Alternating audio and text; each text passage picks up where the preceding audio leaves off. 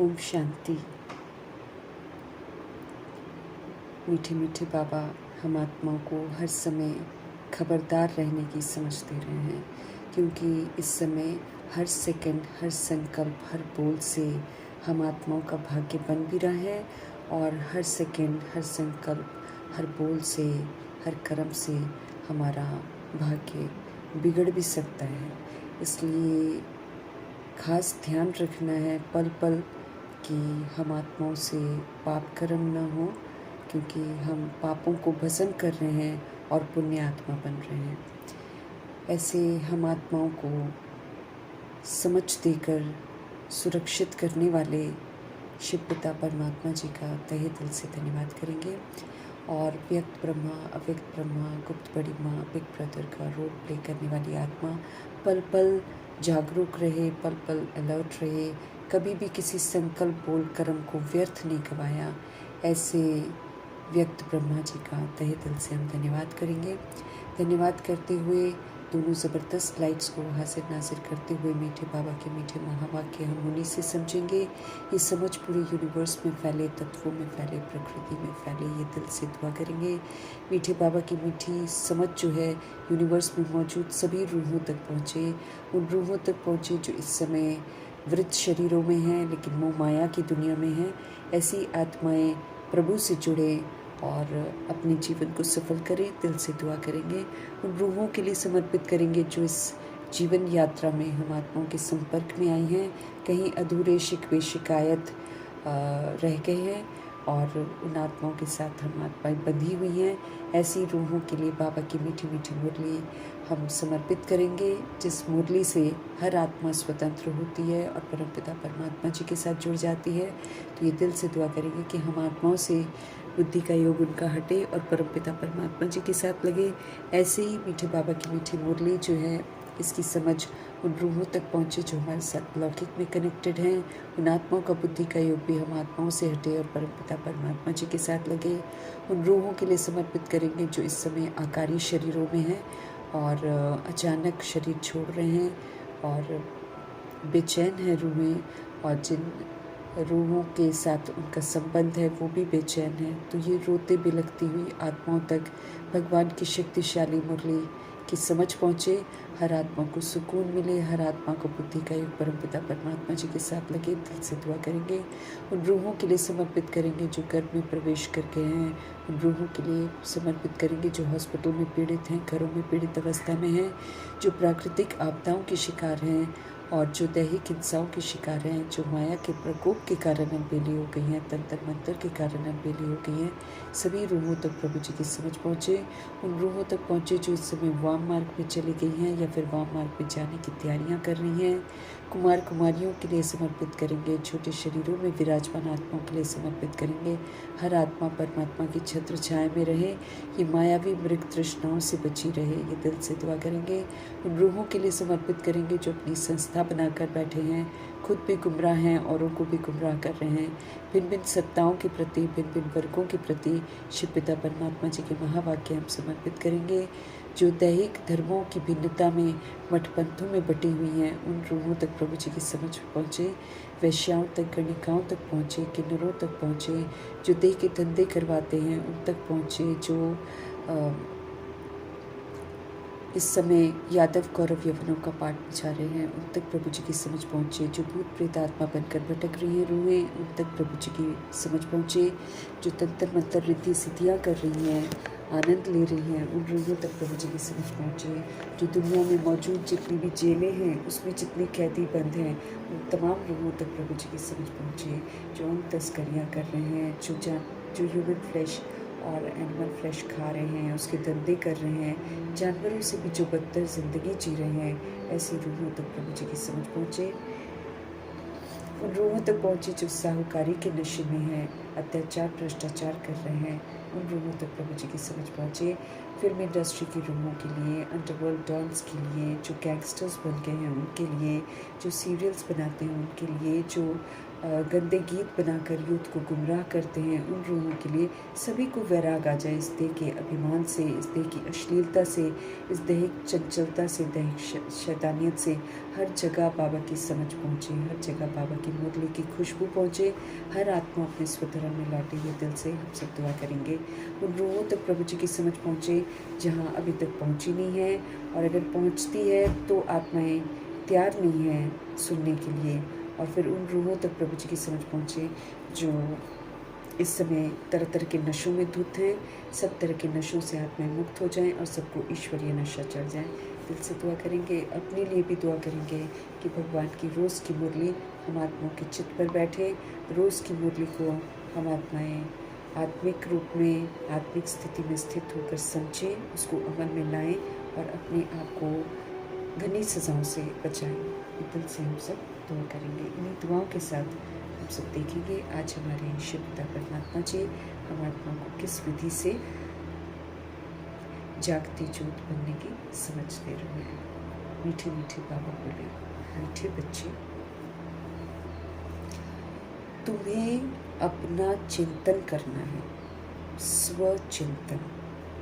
स्वचिंतन में अनादि और आदि चिंतन भी है ना। स्वचिंतन में जैसे हम सतोगुणी आत्मा हैं, हम सत्य की देवात्मा हैं, तो असल में हम ये हैं, लेकिन हमने कितनी खामियां धारण कर ली हैं, फिर कैसे मुझे इन खामियों को हटाना है।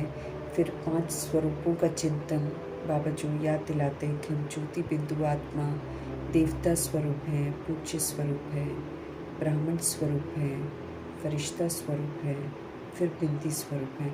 ऐसे करके हम चक्र लगाते हैं, तो इसकी स्मृति भी दिलाते हैं बाबा। तो जब हम इन बातों का चिंतन करते हैं, फिर आत्मा को इतनी सारी स्वमानों की माला जो भगवान जी ने पहना दी है, उन स्वमानों का चिंतन, फिर मैं कौन, मेरा कौन, मुझे क्या करना है, इसका ये चिंतन हमको करना है। बाबा जी कह रहे हैं तुम्हें अपना चिंतन करना है, दूसरों का नहीं, क्योंकि ड्रामा अनुसार जो करेगा वो पाएगा। तो हम दूसरों का चिंतन करके कई एक बार हम चिंतित हो जाते हैं, परेशान हो जाते हैं, लेकिन उसमें हम इस बात का ध्यान नहीं रखते हैं कि हम खुद को भी तो वंचित कर रहे हैं। क्योंकि यहाँ बाबा कहते हैं ना, दूसरों का अवगुण देखना, दूसरों की कमी कमजोरियाँ देखना, ये भी एक बहुत बड़ा अवगुण है। अच्छा, इस ड्रामा में बाबा कहते हैं जिसने जो करना होगा वो वही करेगा। हमारे इस तरह की चिंता करने से, चिंतन करने से, पर चिंतन करने से कुछ नहीं होगा। हाँ, हम शुभ चिंतन सभी रूहों के लिए करेंगे और एक जैसा करेंगे, लेकिन एक खास दूसरों की चिंता करना या दूसरों का पर चिंतन करना, इससे कोई लाभ नहीं है। इस तरफ बाबा हमारा ध्यान खिंचवा रहे हैं। मीठे मीठे बाबा बोल रहे हैं, मीठे बच्चे, तुम्हें अपना चिंतन करना है, तुम्हें दूसरों का चिंतन नहीं करना है, क्योंकि ये ड्रामा ऐसा है जिसमें जो करेगा वो पाएगा। औरों का चिंतन हम करते रहें और उसका पाठ हो प्रजा का, उसका पाठ हो दास दासी का, या फिर उसका कुछ और पाठ हो, हम उसी के चिंतन में लगे रहें, तो इधर हमने तो कुछ भी नहीं किया ना अपने लिए, तो फिर हमारा कितना नुकसान हो जाएगा। इसलिए मीठे प्यारे शिव पिता परमात्मा जी हम आत्मा को समझ दे रहे हैं कि आप अपना स्वचिंतन करो। अपने अंदर ही हमारे कितनी खामियां हैं जिसको हमें ख़त्म करना है। हमको अभी आत्म अभिमानी बनना है, हमको विक्रम विनाश करने हैं, हमको शुभ भावना शुभ कामनाधारी विश्व कल्याणकारी बनना है। हम ही को कुछ ना कुछ करना है, तो हम एटलीस्ट अपना तो करें। जब हम अपना करेंगे तो हमारे परिवर्तन का प्रभाव सब तरफ पड़ेगा। इसीलिए औरों का चिंतन छोड़कर अपना चिंतन करना है, क्योंकि जब तक हम करेंगे नहीं तो फिर हम कुछ पाएंगे भी नहीं। अपनी गिरावट है ना, अपना उठना, अपनी गलतियाँ, अपने विक्रम, फिर उसके बाद कर्मयोगी फरिश्ता बनना है, कर्मातीत बनना है, संपूर्ण पवित्र बनना है। तो हम खुद को चेंज करें ना, तो दूसरे का चिंतन करके हमको क्या मिलेगा? कुछ भी नहीं मिलेगा। शुभ चिंतन सभी रूहों के लिए एक जैसा कर देना है कि हर आत्मा तक परमपिता परमात्मा की शक्ति पहुँचे, समझ पहुँचे, ताकि उन रूहों को समझ में आए कि उनको क्या करना चाहिए। बस ये दुआ हम ज़रूर कर सकते हैं, बाकी अपने आप को करेक्ट करने का पूरा अटेंशन देना है। प्रश्न है, त्रिकालदर्शी बनने से आत्मा को कौन सी स्मृति आई है? हमको बाबा ने तीनों कालों का दर्शन कराया है कि हम सभी रूहें कैसे आते हैं, कैसे आदि होती है ड्रामा की, फिर कैसे मध्य में पहुंचते हैं और कैसे अंत होता है। तो त्रिकालदर्शी फिर हमको ये भी समझ मिली कि हम जो करते हैं उसका परिणाम मेरे सामने ज़रूर आता है, अच्छा चाहे बुरा, और उसको मुझे ही भुगतना पड़ता है। फिर जो हम करते हैं यही फिर पास्ट हो जाता है, और यही पास्ट में घूम घुमा कर फिर से मेरे पास आता है। क्यों? क्योंकि ये ड्रामा हूबहू रिपीट होता है हर 5000 वर्ष के बाद।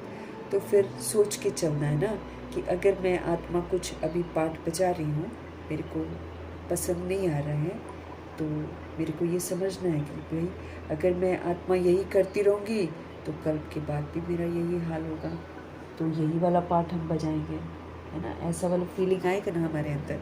तो त्रिकालदर्शी बनने से आत्मा को कौन सी स्मृति आई है? आत्मा को स्मृति आई है कि हम असल में मूल वतन के निवासी हैं। असल में तो हम यहाँ के रहने वाले भी नहीं हैं, हमारा घर तो परमधाम में है। तो आत्मा को स्मृति आई है कि हम असल में निराकार आत्माएं मूल वतन के निवासी हैं। इस ड्रामा में हम सभी आत्माएं पाठ बचाने के लिए आए हैं। हमने मुख्य एक्टर बन 84 जन्मों का पाठ बजाया है। अभी बाप के सम्मुख हैं, फिर साथ में हम घर जाएंगे। पावन बनकर मेरे को घर जाना है, फिर सुखधाम में आना है, उसके लिए भी हमको क्वालिफाई करना है। ये सारा खेल भारत पर ही बना है, क्योंकि भारत में 5000 वर्ष का ड्रामा चलता है, बाकी सारे खंड बाद में आते हैं। ये सारी जो स्मृति है ये त्रिकालदर्शी बनने से ही आई है। जब तीनों कालों का दर्शन बाबा ने हमको कराया है, तब जाकर मुझ आत्मा को ये स्मृति आई है कि मैं आत्मा मूल वतन की रहने वाली हूँ, वो मेरा निवास स्थान है। मैं निराकारी हूँ, ज्योति बिंदु हूँ। ये ड्रामा चलता है यहाँ पर सृष्टि पर। यहाँ पर मैं 5 तत्वों का शरीर लेकर एक्ट करती हूँ। बाबा ने बताया है कि 84 जन्मों का पाठ बजाते हैं। अभी हम सभी आत्माएं फिर से बाबा के सम्मुख हैं। अब हमको बाबा के साथ रहना है, उनके साथ रहकर पाठ बजाकर साथ में घर जाना है। पावन बनकर ही मैं आत्मा घर वापस जा सकती हूँ, और पावन बनकर ही फिर हम सुखधाम में भी आ सकते हैं। निराकारी और निर्भय, निर्वैर, स्वतंत्र बनकर मुझे वापस घर जाना है, और 16 कला संपूर्ण, संपूर्ण निर्विकारी, सर्कुल संपन्न, संपूर्ण अहिंसक और मर्यादा पुरुषोत्तम बनकर मेरे को सुखधाम की डिग्री लेनी है। क्योंकि जब तक मेरे पास डिग्री नहीं होगी तो सुखधाम में नहीं आ सकते। सुखधाम बाबा 111 को कहते हैं। शुरू के 1250 वर्ष को बाबा सुखधाम कहते हैं, क्योंकि धीरे धीरे इसमें भी अवस्थाएं कम होती हैं, लेकिन सोल्स जो सूर्यवंशी होती हैं वो पूरा सुख प्राप्त करती हैं। बाकी जो पीछे पीछे आते हैं वो थोड़ा सुख तो अनुभव करने में थोड़ा कम होता है, और त्रेता युग तो थोड़ा ज़्यादा कम हो जाता है, लेकिन कहलाता सुखधाम ही है। मना दुख का नाम निशान वहाँ पर नहीं रहता है। तो वहाँ के लिए हमको क्वालिफाई करना है। फिर हमें ये समझ में आता है कि ये सिर्फ एक खेल है, और ये भारत पर ही बना हुआ है, क्योंकि भारत में ही पूरे 5000 वर्ष का ड्रामा चलता है। ये तो आत्माएं जब विस्मृत होती हैं तो फिर भारत के खंड से बाहर जाती हैं और नई नई खोज करके नए नए एरियाज़ बनाती हैं, तो वो बाद में आते हैं। लेकिन 5000 वर्ष का भारत में ही ड्रामा चलता है। ये सारी स्मृति जो है ये मुझ आत्मा को तब आई जब बाबा ने मुझे त्रिकालदर्शी बनाया, अर्थात तीनों कालों का दर्शन कराया। गीत है क्योंकि ये स्मृति पक्की करनी है ना, स्मृति से ही हमारे में समर्थी आएगी, फिर हमको आएगा कि हमको कितना हमने कैच किया है। क्योंकि चलते फिरते मुझे अपने आप को निराकार आत्मा समझना है, चलते चलते मुझे अपने आप को एक्टर समझना है, चलते चलते मुझे समझना है कि मुझे बाबा इस समय एक्ट सिखा रहे हैं, हमको घर भी वापस जाना है और नई दुनिया में भी आना है। तो ये सारी स्मृतियाँ रहेंगी तभी तो हम पुरुषार्थ करेंगे, नहीं तो फिर हम तो विस्मृत होते रहेंगे और पुरुषार्थ से वंचित हो जाएंगे। इसलिए इन स्मृतियों का चिंतन चलना हमारे लिए बहुत ज़रूरी है। गीत है हम मरेंगे आपकी गली में और जिएंगे भी आपकी गली में। यूँ तो किसी रूह ने फिल्मों में गाया होगा और एक मेल फीमेल के लिए या फीमेल मेल के लिए गाती हैं, लेकिन यहाँ पर ब्रह्मा जी कहते हैं कि हम मरेंगे तो प्रभु जी की गली में और हम जिएंगे तो प्रभु जी की गली में, हम कहीं और नहीं जाएंगे। ये उन्होंने बाबा को समर्पित कर दिया। ओम शांति। ये गीत किसने गाया? बच्चों ने गाया। क्या कहते हैं बच्चे? बाबा अभी तो आपके गले का ही हमको हार बनना है। अब भगवान जी के गले का हार बनने के लिए हमको पुराने से जीते जी मरना पड़ेगा, क्योंकि पुराने के साथ हम बाबा के गले का हार नहीं बन सकते हैं। तो बच्चे कहते हैं बाबा अभी तो आपके गले का ही हार बनना है, हमको क्वालिफाई करना है, हमको बाप समान बनना है, हमको सतोगुणी सतयुगी बनना है, हमको बाबा का दिल जीतना है, हमको अकाल तख्त पर बैठकर पाठ बजाना है, स्वधर्म में रहकर स्वरूप में रहकर पाठ बजाना है और शिव पिता परमात्मा जी से दिल का तख्त लेना है। तो ये सारी चीज़ें जो हैं ये गले का हार बनाती हैं। तो बाबा कहते हैं, बच्चे कहते हैं कि हम तो आपके गले का ही हार बनेंगे, ये शरीर तो हमको यहाँ ही छोड़ देना है, ये शरीर तो हमको यहाँ ही छोड़ देना है।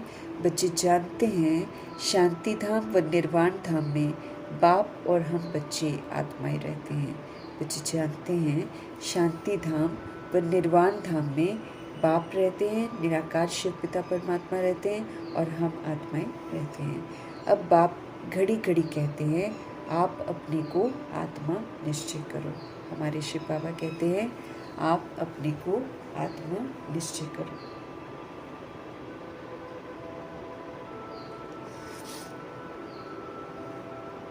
बाप के गले का हार बनना है, ये शरीर हमको यहीं पर छोड़ देना है। हम जानते हैं कि शांति धाम और निर्वाण धाम में हमारे शिव बाबा रहते हैं और हम रूहें भी वहीं की रहने वाली हैं।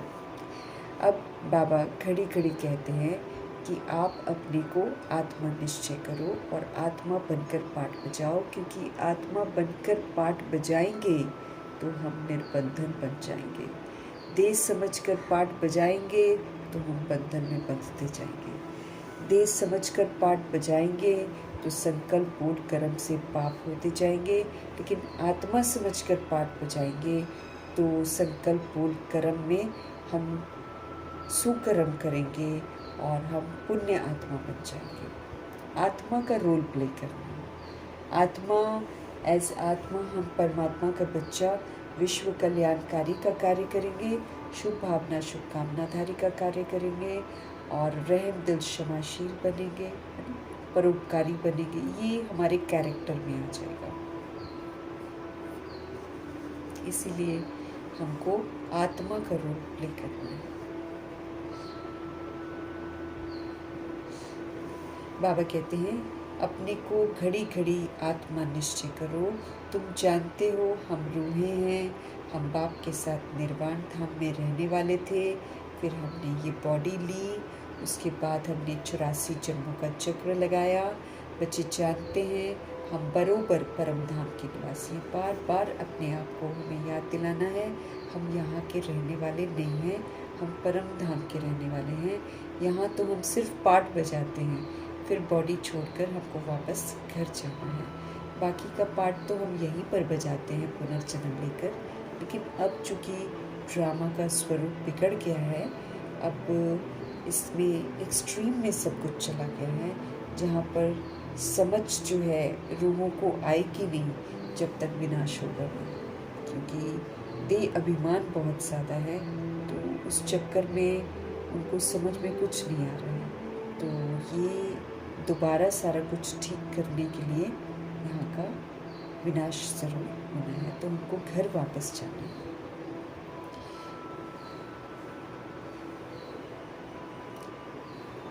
बच्चे जानते हैं कि हम बरोबर परम धाम के निवासी हैं, तो अपनी पहचान को, अपनी जो ट्रू आइडेंटिटी है उसमें मुझे रहना है।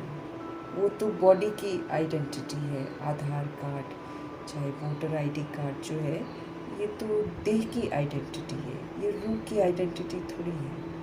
उसमें जो डेट ऑफ बर्थ होता है सारा, वो सारा बॉडी का है। रूह का तो किसी को पता नहीं है कि वो कब आई है। और रूह जब गर्भ में प्रवेश करती है, बाबा कहते हैं तभी उसका जन्म हो जाता है। लोग तो बाहर आते हैं तब समझते हैं कि अभी उसका वो है, लेकिन एक्चुअली तो बाबा कहते हैं कि उसकी तो शुरुआत वहीं पर हो जाती है ना। तो कोई भी सोल दुनिया की एक रूह के बारे में कुछ नहीं बता सकती है ना। तो इसीलिए हम रूहें हैं, बाबा हमको समझ दे रहे हैं कि हम सभी आत्माएं असल में परम धाम की रहने वाले हैं। वो लोग तो इधर का स्थान बता देंगे, यहाँ पैदा हुआ, इस समय पैदा हुआ, ऐसे बताते हैं, लेकिन हम तो आए तो परम धाम से, हमारा यहाँ तो कहीं भी निवास स्थान नहीं है।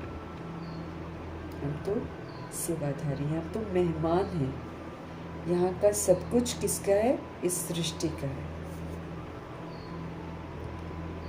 अब फिर बाबा आए हैं, तुम बैठे हो, देखते हो कि बाबा सामने बैठे हैं। यहाँ है लौकिक शरीर का संबंध। हम लोग जो संबंध में आते हैं, ये हमारा लौकिक शरीर का संबंध है।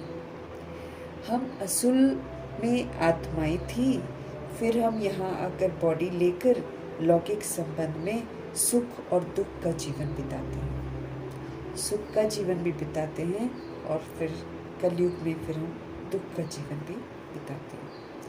अभी तुम आत्माएं त्रिकालदर्शी बनी हो। बाप भी तीनों कालों, तीनों लोगों को जानने वाला है। तुम भी जानते हो नंबरवार पुरुषार्थ अनुसार। अभी तुम आत्माएं त्रिकालदर्शी बनी हो, तुमको तीनों कालों का मालूम चला है। बाप भी तीनों कालों, तीनों लोगों को जानने वाला है। तुम भी जानते हो नंबरवार पुरुषार्थ अनुसार।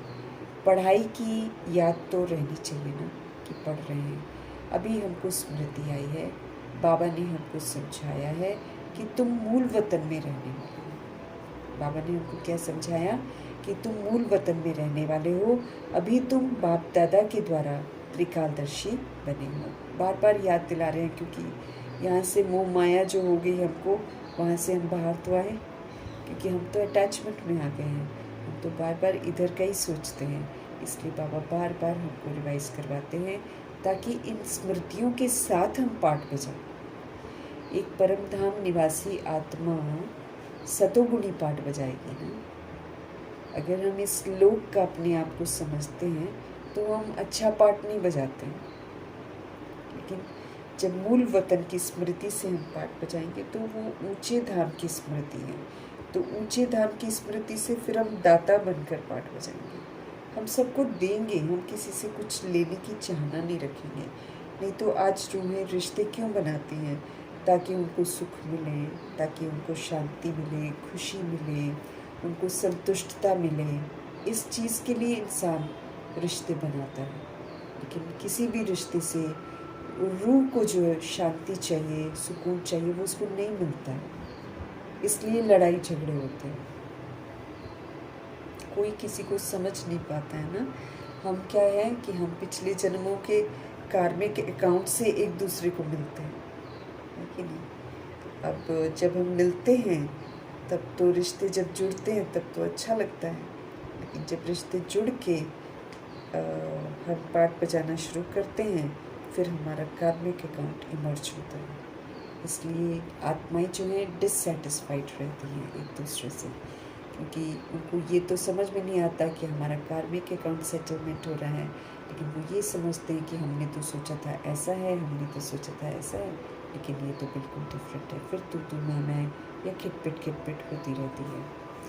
तो बाबा हमको समझ बार बार इसलिए दे रहे हैं ताकि ये जो अटैचमेंट के घेरे में हम लोग बंधनों में आ गए हैं, यहाँ से हम बाहर निकलें और अपने आप को बार बार समझें कि मैं तो ऊंचे धाम की रहने वाली हूँ।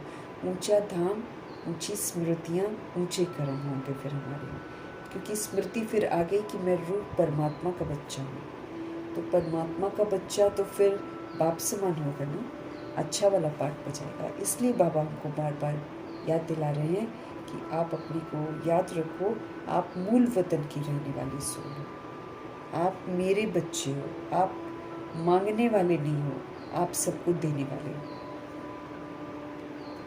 ऊंची स्थिति में स्थित होकर हमको बॉडी में आना है, ये वाला समझ हमको मिलती है कि पार्ट बजाना है बॉडी से, लेकिन ऊपर की स्थिति में स्थित होकर फिर शरीर के द्वारा पार्ट बजाना।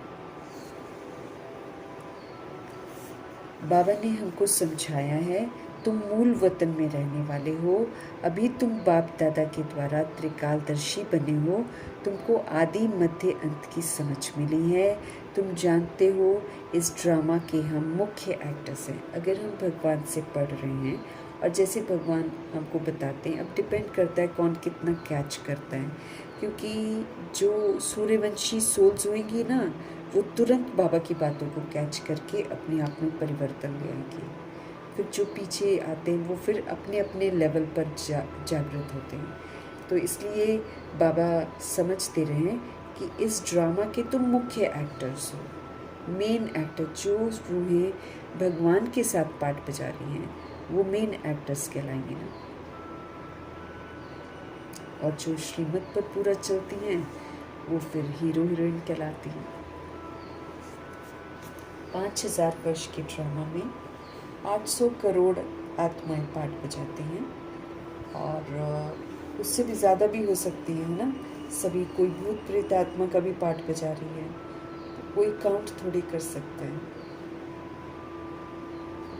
तो दी का अभिमान है जो कह रहा है कि चेक करना है कि भारतवासी है, दिल्ली का रहने वाला है कि नहीं रहने वाला है। ये तो दे अभिमान है जो तरह तरह के खेल यहाँ पर खेल रहा है। ये तो धरा है तो ये सभी की है, और अगर नहीं है तो ये किसी की भी नहीं है, ये वाला है। लेकिन दे अभिमान में सत्ताएं जब अपने अपना रुख में आती हैं, दे अभिमान में आती हैं, तो फिर ये किसी को निकालती हैं, किसी को रखती हैं, किसी को परेशान करती हैं, बॉडी को देखकर सारा रोल प्ले करती हैं। लेकिन अब हमको बॉडी समझकर पार्ट नहीं बजाना है, हमको रूह समझकर पार्ट बजाना है। हम रूहें यहाँ की रहने वाली ही नहीं है, हम परम धाम की रहने वाली। हम ही तो एक्ट कर रहे हैं बॉडी से। ये बॉडी की दुनिया इस समय झूठ खंड हो गई है, इसलिए यहाँ पर बॉडी की आइडेंटिटी को देख रहे हैं, और ऐसे हम सारी रूहें। शरीर तो विनाशी है हमारा, इसकी आइडेंटिटी तो महज क्या बोले, कलयुग का दिखावा है। लेकिन उसी को लेकर रूहों को अभी परेशान किया जा रहा है।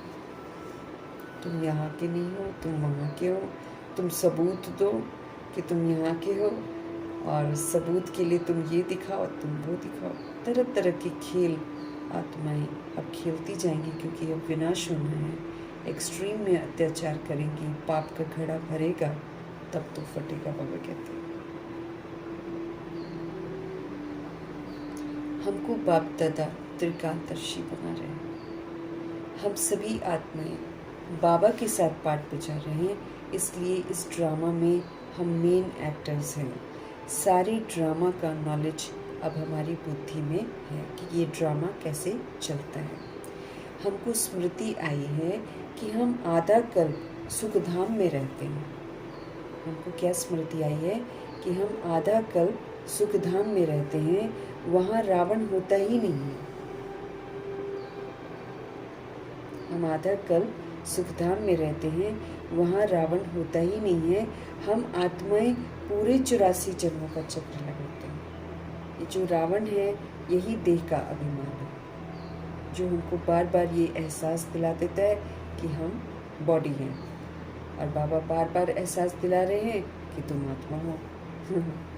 तो फिर बाबा कह रहे हैं, हम आधा कल्प सुखधाम में रहते हैं, स्मृति आई है, वहाँ रावण होता ही नहीं है, वहाँ पर देह का अभिमान नहीं है, वहाँ इस तरह के देह की आइडेंटिटी नहीं है कि आधार कार्ड चाहिए, वोटर आईडी कार्ड चाहिए, वहाँ ऐसा कुछ नहीं है। वो सुखधाम है, वहाँ पर रूहें अपने आप को रूह समझती हैं, ऐसा नहीं समझती हैं कि अधिकार जमाती हैं वहाँ पर। नहीं, जब अपना टर्न ख़त्म होता है तो दूसरी सोल को हैंड ओवर कर देती हैं, वहाँ पर कोई किसी तरह की छीना झपटी नहीं होती है।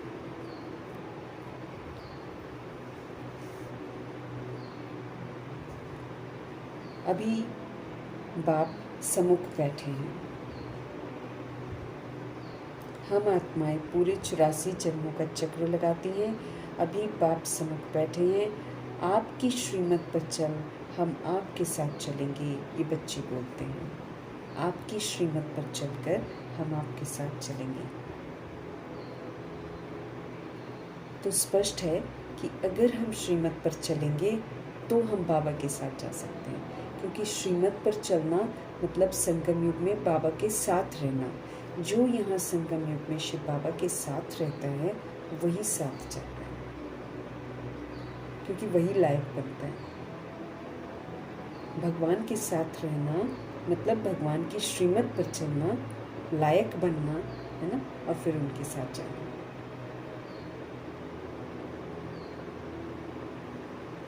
आपकी श्रीमत पर चलकर हम आपके साथ चलेंगे, जितना हो सके आपको हम याद करेंगे। बच्चे बोलते हैं, तुम बच्चों को सारा दिन यही ख्याल में रहना चाहिए, जबकि आप त्रिकालदर्शी बन गए। बाबा कहते हैं, आपको तीनों कालों का ज्ञान मिल गया, आप बन के त्रिकालदर्शी। तो बाबा ये कहते हैं कि हर समय हमको ये ख्याल चलना चाहिए ना, we have to go back home. हम ऊपर से नीचे आए हैं, हम भगवान के बच्चे हैं, मेरा घर तो ऊपर है, घर याद आना चाहिए ना, घर जाना चाहिए ना।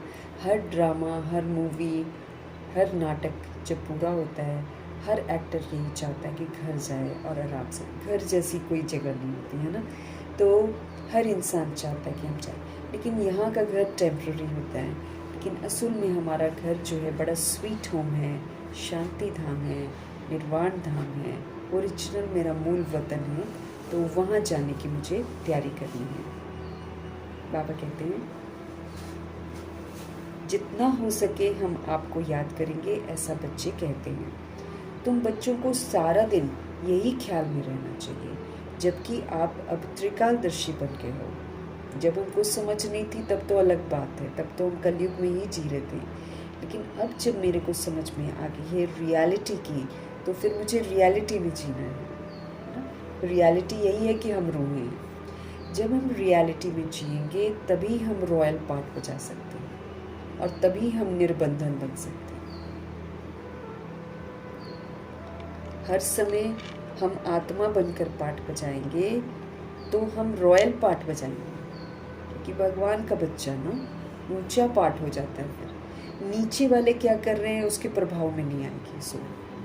जो सोल हमेशा अपने आप को परमधाम निवासी परमात्मा का बच्चा समझेगी, वो नीचे वाली दुनिया के प्रभाव में कभी भी नहीं आएगी। उल्टा वो ऊंचे प्रभाव में रहकर नीचे वाली प्रभाव की आत्माओं को भी प्रभावशाली बनकर स्मृति दिलाएगी कि तुम भी रूह हो, तुम भी परमधाम की रहने वाली हो, और उसकी जो विस्मृति है उसको ख़त्म करके उसको भी स्मृति स्वरूप बनाएगी। हमारे को होमवर्क यही मिला हुआ है कि जगो और फिर जगाओ। जगो मीन्स अपनी जागती हुई अवस्था का पाठ बजाओ, मतलब सतोगुणी पाठ बजाओ, आत्म अभिमानी वाला पाठ बजाओ। बोल कर नहीं, अगर हम द्वापर युग और कलयुग की सोल्स को बोलेंगे कि तुम आत्मा हो तो वो थोड़ी सुनेंगे मेरी बात, वो तो भाग जाएंगे। हाँ, तो हमारा ऐसी रूहों को परिवर्तन करना या उनको ओरिजिनल में लाना कि वापस घर लेकर जाना है। परसों नरसों हमने पढ़ा था ना कि तुमको खुद भी जाना है और तुमको बाकियों को लेकर जाना है। तो बाकियों को लेकर हम कैसे जाएंगे? जब हम उनको जागृत अवस्था में स्थित होकर उनको जागृत करेंगे तभी तो लेकर जाएंगे ना। अपने आप फिर वो भागेंगे पीछे पीछे। तो बाबा कहते जबकि तुम त्रिकालदर्शी बने हो तो सारा दिन ही तुम्हारा ये ख्याल रहना चाहिए कि तुम कौन हो, है ना, और तुम कहाँ के रहने वाले हो। ये तुम्हारे ख्यालों में रहना चाहिए।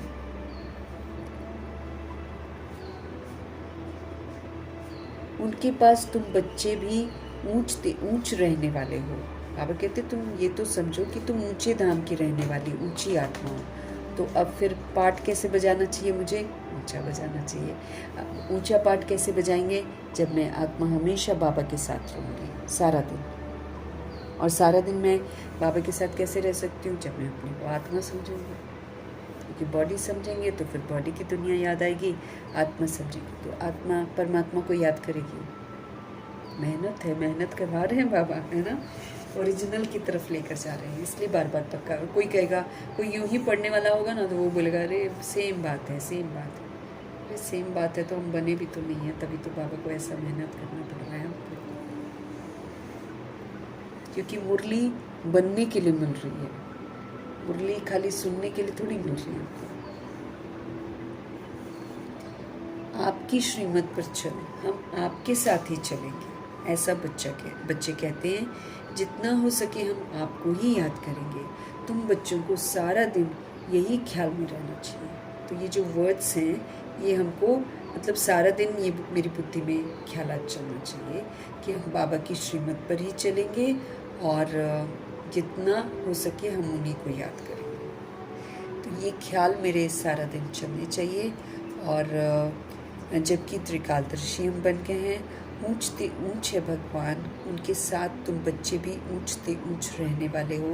अभी तुम बच्चों को घर की याद आई है। अरे मेरा घर तो ऊपर है, मेरा घर तो स्वीट होम है, वहाँ मुझे जाना है। इसे शुरू किया आत्मा में बहुत था, मनमोहिनी दीदी को बहुत था।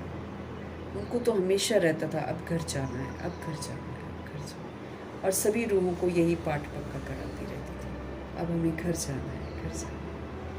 उसी लगन से सबने पुरुषार्थ किया। हम पवित्र बनकर अपने परम धाम घर जाएंगे। अपने आप को ख्याल चलना चाहिए ना कि बिना पवित्र बने हम उस घर में नहीं जा सकते हैं। तो हमेशा बुद्धि में रहे कि हमको पवित्र बनकर उस घर में जाना है, हमको पवित्र बनना है। ये भी ख्याल मेरी बुद्धि में चलना चाहिए।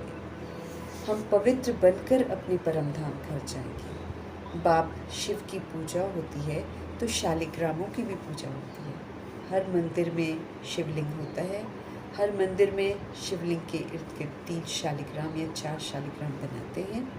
उनकी पूजा शिव के साथ रोज़ होती है। बाकी तो बहुत सारे जो बच्चे हैं उनके शालिग्राम भी बनते हैं, वो फिर कभी कभी पूजा होती है। लेकिन रोज़ मंदिरों में जो पूजा होती है ना, वो तो फिर उन रूहों की होती है जो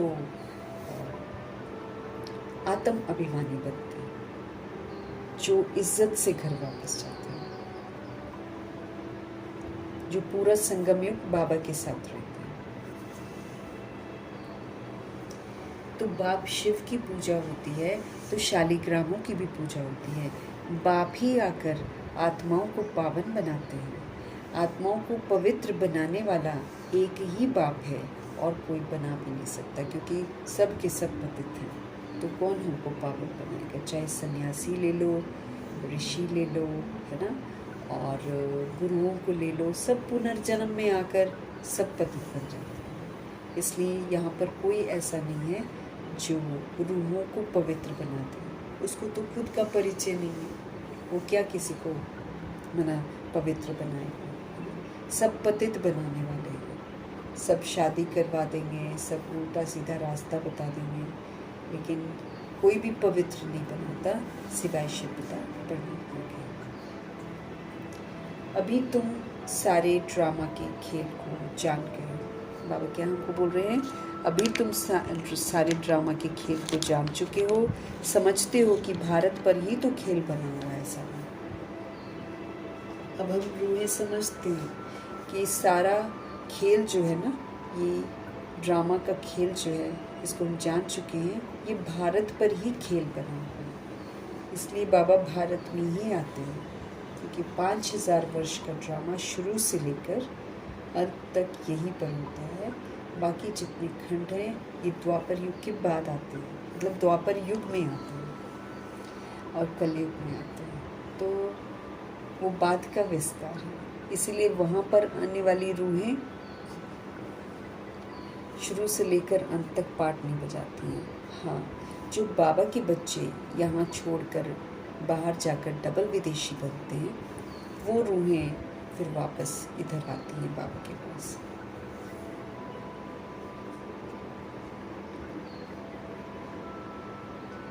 अब हम सारे ड्रामा के खेल को जान गए हैं। हम समझते हैं कि भारत पर ही सारा खेल बना हुआ है। तो अब तुम बच्चों को बाप सम्मुख बैठकर समझाते हैं। हर एक जीव की आत्मा जानती है कि बाबा ज्ञान का सागर है। उसको भक्ति मार्ग में बुलाते आए हैं और पवित्र प्रतिज्ञा करते आए हैं। बाबा आप आएंगे तो ज़रूर हम आपके मत पर ही चलेंगे। हर एक जीव की आत्मा जानती है कि बाबा ज्ञान का सागर है और उनको भक्ति मार्ग में बुलाते आए हैं और प्रतिज्ञा करते आए हैं। बाबा आप आएंगे ना तो हम आपकी मत पर ही चलेंगे। ये कोई लौकिक संबंध की बात नहीं है। हम जो भगवान को बोलते हैं परमपिता, तो ये कोई लौकिक संबंध की बात नहीं है। तुमको देही अभिमानी बनकर ये ख्याल रखना है। यहाँ पर मेरे को सोल कॉन्शियस बनकर ये ख्याल रखना है कि हम बाबा की मत पर ही चलेंगे, कि हमको एक बेहद के बाप की श्रीमत पर चलना है। तुमको यहाँ पर लौकिक की बात नहीं है। बाबा कहते तुमको देही अभिमानी बनना है, आत्म अभिमानी बनकर तुमको ये ख्याल रखना है कि हमको एक बेहद के बाप की श्रीमत पर ही चलना है। उनका ही मुझे कहना मानना है, उसी में कल्याण है। कहना नहीं मानते हैं तो फिर हम अपना ही अकल्याण कर बैठते हैं। तो उनका ही हमको मानना है। वो तो बहुत सहज करके हमको हर बात समझाते हैं। तुम्हारा अब तीसरा नेत्र ज्ञान का खुला हुआ है। ये हमारा ब्रिकुटी का आत्मिक नेत्र जो था, ये बंद हो गया बॉडी समझ समझ कर। 63 जन्म में हमने बॉडी समझ समझ कर ये आत्मा का नेत्र जो है ना, इसको बंद कर दिया था।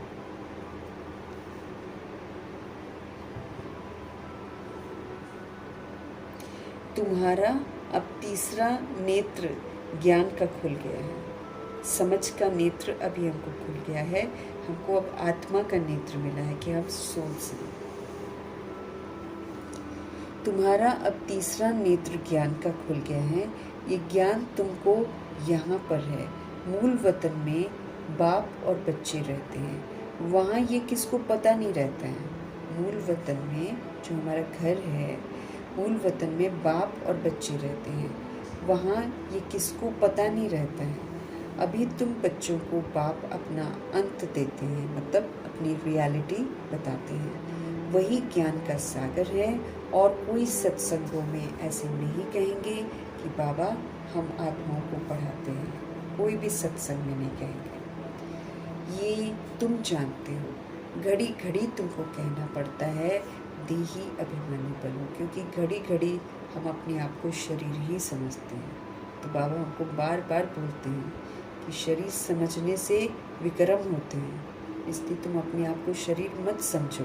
अपने आप को घड़ी घड़ी कहो कि मैं तो देही अभिमानी आत्मा हूँ, मैं तो आत्मा हूँ ना। तो बाबा कहते घड़ी घड़ी तुमको मेरे को कहना पड़ता है कि देही अभिमानी बनो, देही अभिमानी बनो। शुद्ध अभिमान में रहो कि मैं आत्मा परमात्मा का बच्चा हूँ, और फिर पाठ बजाओ।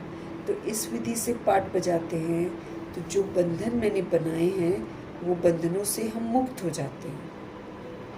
मैं भी फ्री, दूसरी सोल भी फ्री। लेकिन जब हम अपने आप को देह समझते हैं तो हम बंधन बनाते हैं। तो फिर बंधन तो दुख देंगे। इसलिए बाबा हमको बार बार बोल रहे हैं, घड़ी घड़ी तुमको कहना पड़ता है कि अब तुम देही अभिमानी बनो, क्योंकि आत्मा बनकर पाठ बजाना है, आत्मा का रोल प्ले करना है, विश्व कल्याणकारी बनना है, शुभ भावना शुभकामना धारी बनना है, सबको क्षमा करना है, सब पर रहम करना है और सब पर परोपकार करना है। तो आत्मा समझेंगे तभी तो करेंगे, देह समझेंगे तो हम अपकारी पर उपकार थोड़ी कर सकते हैं। कोई मेरा बुरा करेगा, मैं उसका उपकार करूंगी अगर मैं बॉडी कॉन्शियसनेस में हूँ, और ना ही हम विश्व कल्याणकारी बन सकते, क्योंकि जब हम बॉडी कॉन्शियस बनते हैं तो किसी के साथ ज़्यादा उसके साथ कम ऐसा वाला व्यवहार करते हैं बॉडी कॉन्शियसनेस में। तो विश्व कल्याणकारी भी नहीं बन सकते, सबके प्रति शुभ भावना शुभकामनाधारी भी नहीं बन सकते, अपकारी पर उपकार वो तो कभी भी नहीं कर सकते अगर बॉडी कॉन्शियसनेस है, रहम दिल नहीं बन सकते, क्षमा नहीं कर सकते हम अगर हम बॉडी कॉन्शियसनेस में हैं। इसीलिए हमको देही अभिमानी बनना जरूरी है।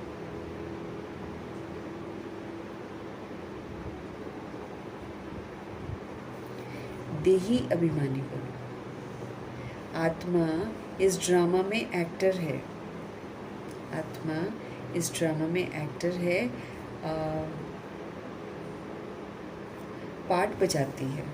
अब हमको पता चला कि हम एक्टर हैं, है ना, बॉडी से हम पार्ट बजाते हैं इस ड्रामा में, और पार्ट बजाते बजाते हम अपने पार्ट को बिगाड़ भी देते हैं। अब बिगड़े हुए पार्ट को मुझे ठीक करना है, बाबा कहते हैं।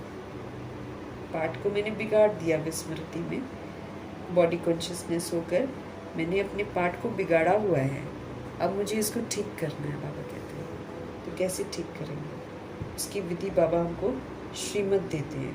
श्रीमत पर चलकर हमको अपने आप को ठीक करना है। तो ये अपने आप को ठीक करने का समय चल रहा है।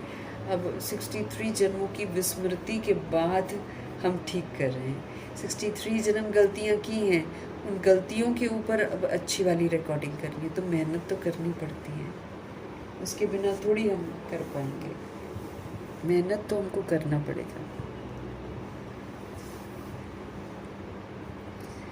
बाबा कहते हैं सोल जो होती है वो इस ड्रामा में एक्टर है, सोल ही पार्ट बजाती है। हम आत्मा ने शरीर रूपी चोला लिया है, वो वाले एक्टर्स मूवी वाले या नाटक वाले कपड़े बदलते हैं। तुम आत्माएं निराकारी दुनिया से यहाँ आकर ये शरीर रूपी चोला लेते हो। तो ये शरीर मेरा इंस्ट्रूमेंट भी कहलाता है, ये मेरा कपड़ा भी कहलाता है, ये ड्रामा की ड्रेस है जो हम लेते हैं।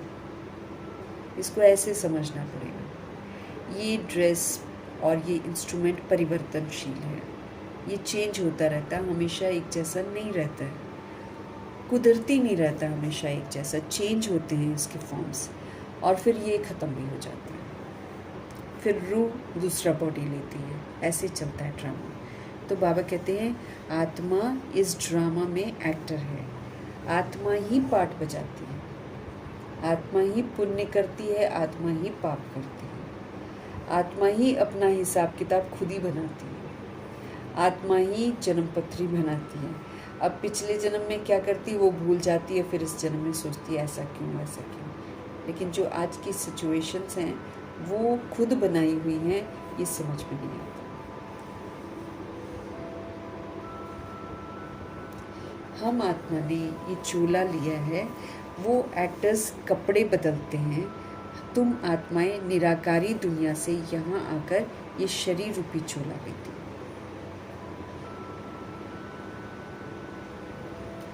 वो सिर्फ अपने कपड़े बदलते हैं, तुम आत्माओं को बाबा फिर से आकर राजयोग सिखला रहे हैं। वो सिर्फ अपने कपड़े बदलते हैं दुनिया वाले, है ना, लेकिन तुम आत्माओं को बाबा फिर से आकर राजयोग सिखला रहे हैं कि भाई आप अपने आप को आत्मा समझो, राजा आत्मा समझो, अपने अकाल तख्त ब्रिकुटी में बैठकर पाठ बजाओ। जब मैं आत्मा अकाल तख्त पर बैठूंगी तो मुझे नीचे की चीज़ें प्रभावित नहीं करेंगी।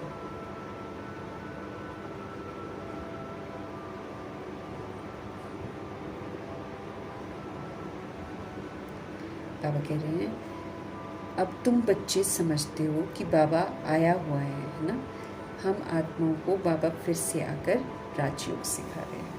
अब राजा बनकर पाठ बजाना है। राजा कैसा होता है? सबको देता है, बस उसका काम है देना। वो कभी राजाई घराने की जो सोल्स हैं वो किसी से कुछ लेती नहीं है। अब यहाँ पर कौन राजा है? आत्मा। तो यहाँ पर स्थूल नहीं बातें हैं कि स्थूल लेन देन करना है। यहाँ पर है कि रूह जो है वो सतोगुणी है, तो सतोगुणी आत्मा बनकर सबको सतोगुणी सहयोग देना। आत्मा उसकी भूखी और प्यासी है। आत्मा ने अपनी पवित्रता खो दी है, लेकिन उसको प्योरिटी अच्छी लगती है। उसको समझ में नहीं आ रहा है कि वो कैसे इम्प्योर बनती है। क्यों? क्योंकि समाज उस दुनिया वाली इम्प्योरिटी को जायज़ समझता है, सृष्टि की वृद्धि का माध्यम समझता है। इसलिए सोल बॉडी कॉन्शियसनेस में कंफ्यूज्ड है। लेकिन बाबा अभी समझ देते हैं कि तुम राजयोगी बनो। राजयोगी मतलब स्वराज्य अधिकारी। तुम अपने स्व का जो राज्य है उसका अधिकार लो।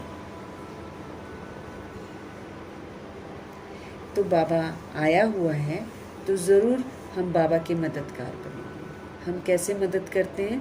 हम जैसे जैसे बाबा बोलते जाते हैं वैसे वैसे जब हम करते जाते हैं तो हम मददगार बनते हैं। जब हम रियलिटी वाला पार्ट बजाते हैं, आत्म अभिमानी वाला पार्ट बजाते हैं तो हम मददगार बनते हैं। जब हम सत्युगी विशेषताओं को यूज़ करते हैं तो हम मददगार बनते हैं।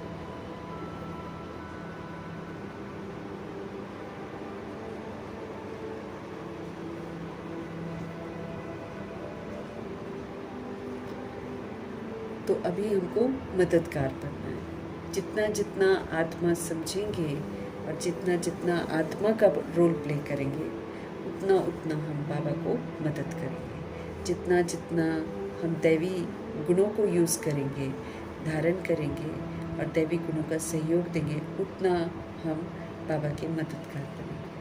तो पवित्र बनना है, सदा सुखी रहना, सदा शांत, सदा शक्तिशाली, सदा प्रेम, सदा आनंद स्वरूप बनना है ना। तो जितना हम बनेंगे उतना हम बाबा की मदद करेंगे। पवित्र बन और सारे भारत को पवित्र बनाएंगे। हमको प्योर बनना है और फिर पूरे भारत को प्योर बनाना भी है, क्योंकि हमने पूरे भारत को इम्प्योर बनाया है अपनी विस्मृति से। अभी हम ही को उसको फिर से प्योर बनाना है।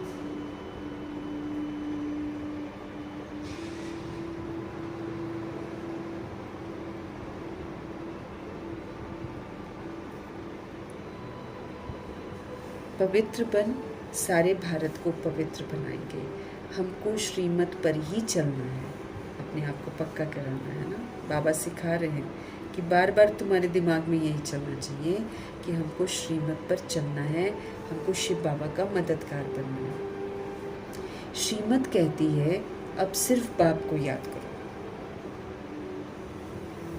श्रीमत कहती है अब सिर्फ बाप को याद करो और किसी चीज़ को याद नहीं करो, क्योंकि औरों को याद करेंगे फिर विस्मृत हो जाएंगे, फिर हम कीर्ति कला में जाएंगे। इसीलिए अब हमको क्या करना है? हमेशा शिव बाबा को याद करना है। हमेशा शिव बाबा को याद करते करते हम सुधर जाएंगे, क्योंकि ये समय क्या चल रहा है? सुधरने का समय चल रहा है। इसलिए हमको सुधरना है, हमको श्रीमत पर ही चलना है। हमको पवित्र बनकर सारे भारत को पवित्र बनाना है। श्रीमत कहती है बाबा को याद करो। जो करेगा वो पाएगा, जो करेगा वो पाएगा, जो नहीं करेगा वो नहीं पाएगा। सब तो नहीं आकर पुरुषार्थ करेंगे, बाबा कहते हैं। मैसेज मिलेगा, बाबा के घर भी आएंगे, लेकिन बाबा कहते हैं सब पुरुषार्थ नहीं करेंगे। इसीलिए जो नहीं करेंगे उनको देखना नहीं है। देख के क्या करेंगे, है ना? हमारा भी टाइम वेस्ट हो जाएगा। तो बाबा क्या बोल रहे हैं? श्रीमत कहती है बाप को याद करना है। जो करेंगे वो पाएंगे। सब तो नहीं आकर पुरुषार्थ करेंगे। जिन्होंने कल पहले पुरुषार्थ किया है वही करेंगे।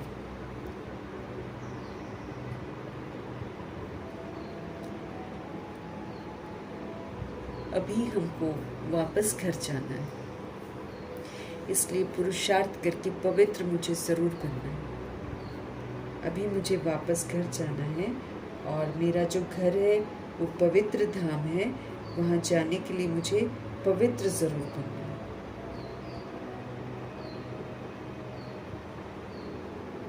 वहाँ जाने के लिए मुझे पवित्र ज़रूर बनना है।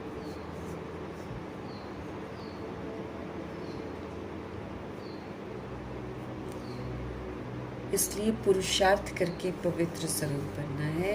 हम ऊपर मूल वतन में रहने वाले, बार बार याद दिलाना, हम यहाँ के नहीं हैं। मेरा घर ऊपर है, मेरा घर ऊपर है, बार बार ऊपर देखना है। वो ऊंचा धाम है, वो पवित्र धाम है। वहाँ हम ऐसे ही नहीं जा सकते। अपना सारा रस्सियाँ खोलनी है बंधनों की, निर्वैर, निर्भय, निर्बंधन, ज्योति बिंदु बनना है। क्योंकि ज्योति उड़ेगी ऊपर, ज्योति बिंदु आत्मा उड़ेगी, बॉडी थोड़ी उड़ेगी, बॉडी तो यहीं रह जाएगी।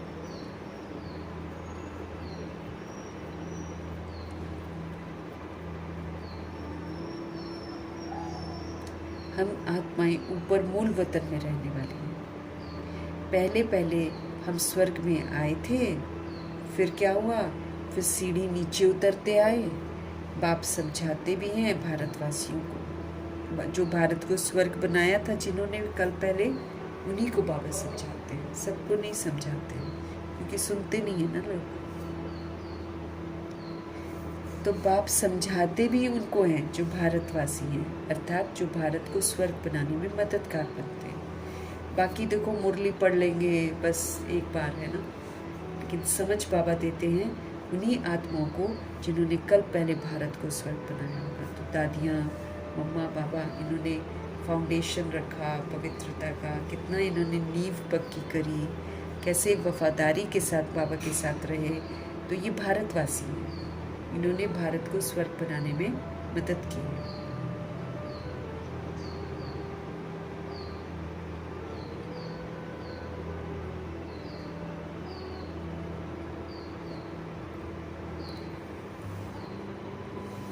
भारत में ही आते हैं बाबा।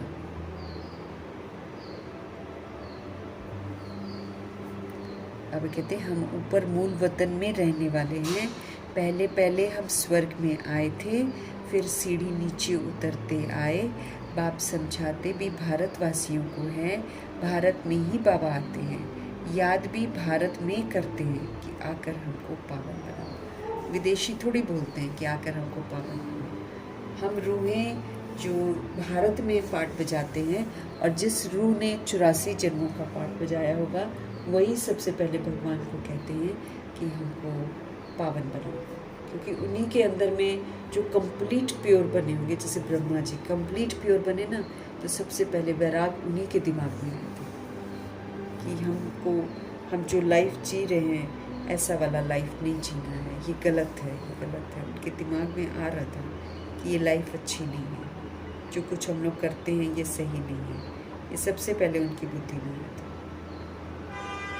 तो बाबा कहते हैं भारत में ही याद भी भारत में ही करते हैं कि आकर हमको पावन बनाओ, शरीर धारण कर हमको श्रेष्ठ कर्म सिखाओ, ऐसा बोलते हैं। क्योंकि कल पहले अनुभव किया हुआ है ना, तो ब्रह्मा जी बहुत हद तक फिर वो जब वैराग उनमें आता है, जब उनकी धरनी तैयार होती है, तो फिर वो ऐसा बोलते हैं, शरीर धारण कर हमको श्रेष्ठ कर्म सिखलाओ। शरीर का नाम भी गाया हुआ है, ये भाग्यशाली रथ है।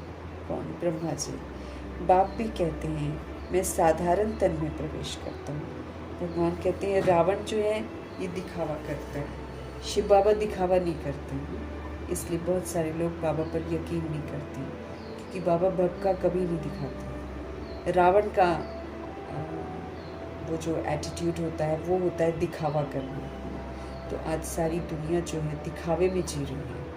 असली उनकी लाइफ क्या है, असली कैसे है, वो ये किसी को पता ही नहीं चलता है। सब नकली मुखौटे लगाकर बाहर घूमते हैं। यहाँ पर मुखौटे लगाकर अपनी जो असलियत है वो छुपाते हैं, और नकली जो है वो दिखाते हैं। अब जैसे सारी रूहें जो फिल्म इंडस्ट्री की हैं, जब आप इनकी असलियत देखेंगे तो ये कितने डिफरेंट हैं, लेकिन ऊपर जो लिपा पोती कर लेते हैं तो उसके बाद बिल्कुल डिफरेंट हो जाते हैं। फिर लाइट का फोकस जब होता है तो ज़्यादा चमकते हैं। ऐसे ऐसे करके सब कुछ होता है, लेकिन असल में सोल जो है पुनर्जन्म में आते आते बिल्कुल नीचे ही उतर जाती है। अभी बाबा फिर से हमको ऊपर उठा रहे हैं। शरीर का नाम भी गाया हुआ है, ब्रह्मा। तो ये ब्रह्मा जी भाग्यशाली रथ हैं। बाप भी कहते हैं मैं साधारण तन में प्रवेश करता हूँ, मैं भभके वाले तन में नहीं आता हूँ। कुछ ऐसे नहीं कि हनुमान बन जाऊँ, कुछ डिफरेंट बन जाऊँ जैसे देवी देवताओं का लोग सोचते हैं, ऐसा विकराल रूप होगा। नहीं, बाबा तो अति सूक्ष्म है, पता भी नहीं लगने देते। गुप्त रीति आकर कलयुग के अंदर आकर सतयुग का स्थापना कर देते।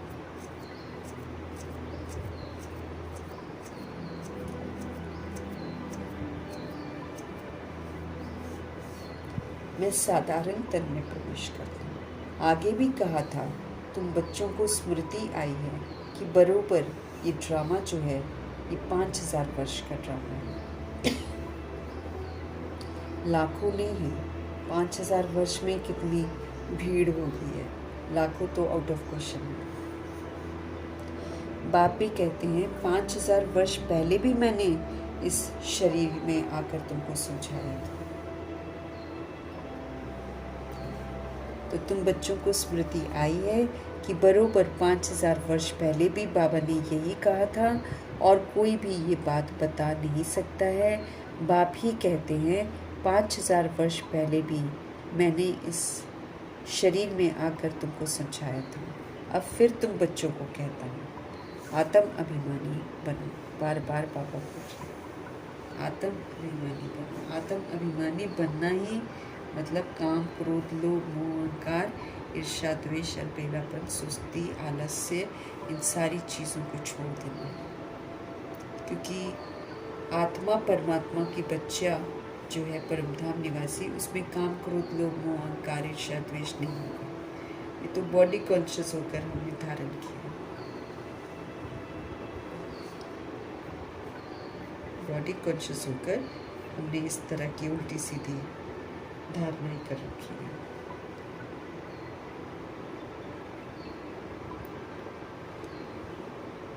बाबा फिर से हमको कहते हैं अब फिर तुम बच्चों को मैं कहता हूँ आत्म अभिमानी बनो। जैसे नाटक वालों को मालूम रहता है ना कि हम कौन सा वस्त्र पहनकर क्या क्या पार्ट बजाते हैं, दुनियावी नाटक में भी वो ड्रेस चेंज करते हैं और फिर उनको मालूम है कि इस ड्रेस में ये पार्ट बजाना है, इस ड्रेस में ये पार्ट बजाना।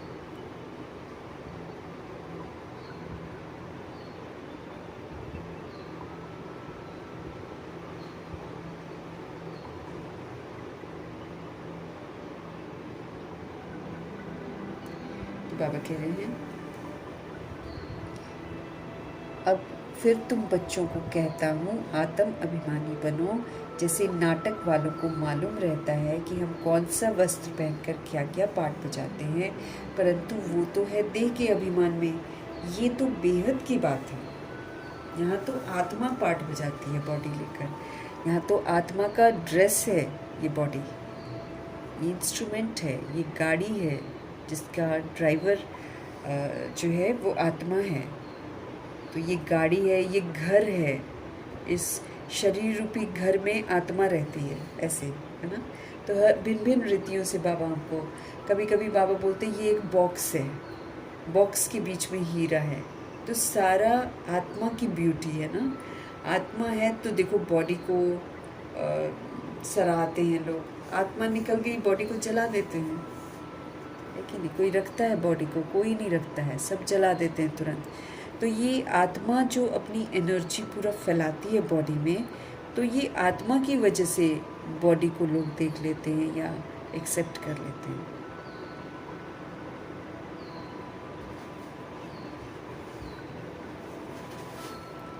अभी हमारा पाठ पूरा होता है। जैसे नाटक वालों को मालूम रहता है कि हम कौन सा वस्त्र पहनकर क्या क्या पार्ट बजाते हैं, परंतु बाबा कहते हैं वो तो बॉडी कॉन्शियस है, वो तो देह का अभिमान है, यहाँ तो बेहद की बात है, यहाँ तो सभी रूहें शरीर रूपी इंस्ट्रूमेंट लेकर पाठ बजाती है।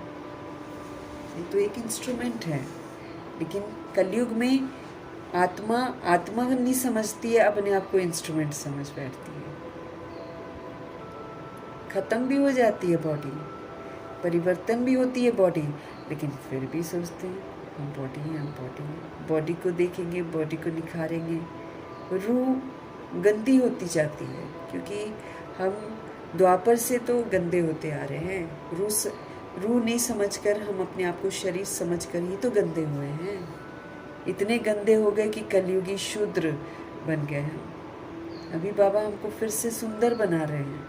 तो सुंदर कैसे बनेंगे? जब तक हम अपने आप को सोल नहीं समझेंगे, सोल बनकर पार्ट नहीं बजाएंगे, तब तक हम सुंदर कहाँ से बनेंगे?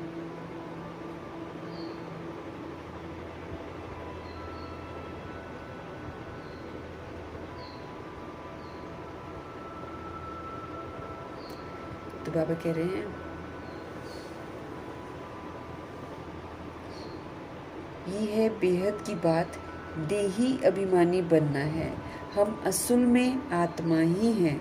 अभी हमारा पाठ पूरा होता है। बार बार अपने आप को क्या पक्का कराना है कि मैं बॉडी नहीं हूँ, मैं आत्मा हूँ, और अभी हमारा पाठ जो है ना ये पूरा होता है। बाप सम्मुख बैठकर सब कुछ तुमको समझाते हैं। बाबा तो कहीं भी हमको अंधकार में नहीं रख रहे हैं, हमको बार बार समझते रहे कि भाई तुम सोल हो और तुमने बॉडी समझकर गलत कर्म करे हैं, गलत सोचा है, गलत बोला है, गलत कर्म किया है। लेकिन इस सृष्टि रूपी ड्रामा में तुम बंधनों में बंधी हुई आत्मा बन गए हो। अब ये बंधन तुम्हारे खुलवाए जाएंगे, या तो तुम मेरा कहना मानकर खोल लो, मेरे साथ खोल लो, तो मैं तुम्हें मदद करता हूँ।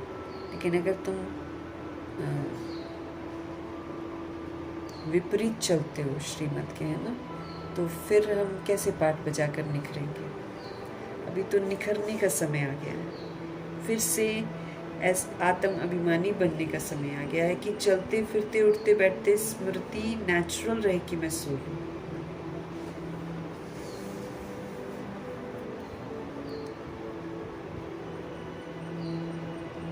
हम असुल आत्मा ही हैं। अभी हमारा पाठ पूरा होता है। बाप सम्मुख बैठकर सब कुछ हमको समझाते हैं। ये भूल नहीं जाना, जो बाबा समझाते हैं उसको भूल नहीं जाना। माया बहुत विघन डालती है, कभी इधर ले जाएगी दिमाग, कभी उधर ले जाएगी, बहुत विघन डालती है। बाप समझाते बच्चे अब तुमको कोई भी पाप कर्म नहीं करना है। बाबा क्या समझा रहे हैं? अब तुमको कोई भी विकर्म नहीं करना है।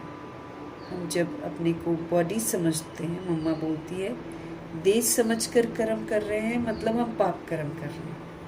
हमको कड़ी दृष्टि रखनी है ना, क्योंकि आत्मा बनकर पाठ बजाएंगे तो हम सतोगुणी पाठ बजाएंगे, बॉडी समझकर पाठ बजाएंगे तो हम तमोगुणी पाठ बजाएंगे। इसीलिए क्योंकि अभी तक यही तो करते आ रहे थे, हम देश समझकर पाठ बजा रहे थे तो तमोगुणी पाठ बजाया, तमो प्रधान पाठ हमने बजाया, क्या बन गए हम? गिरती कला में चले गए। अब क्या है? अब अपने को आत्मा समझकर चढ़ती कला में जाना।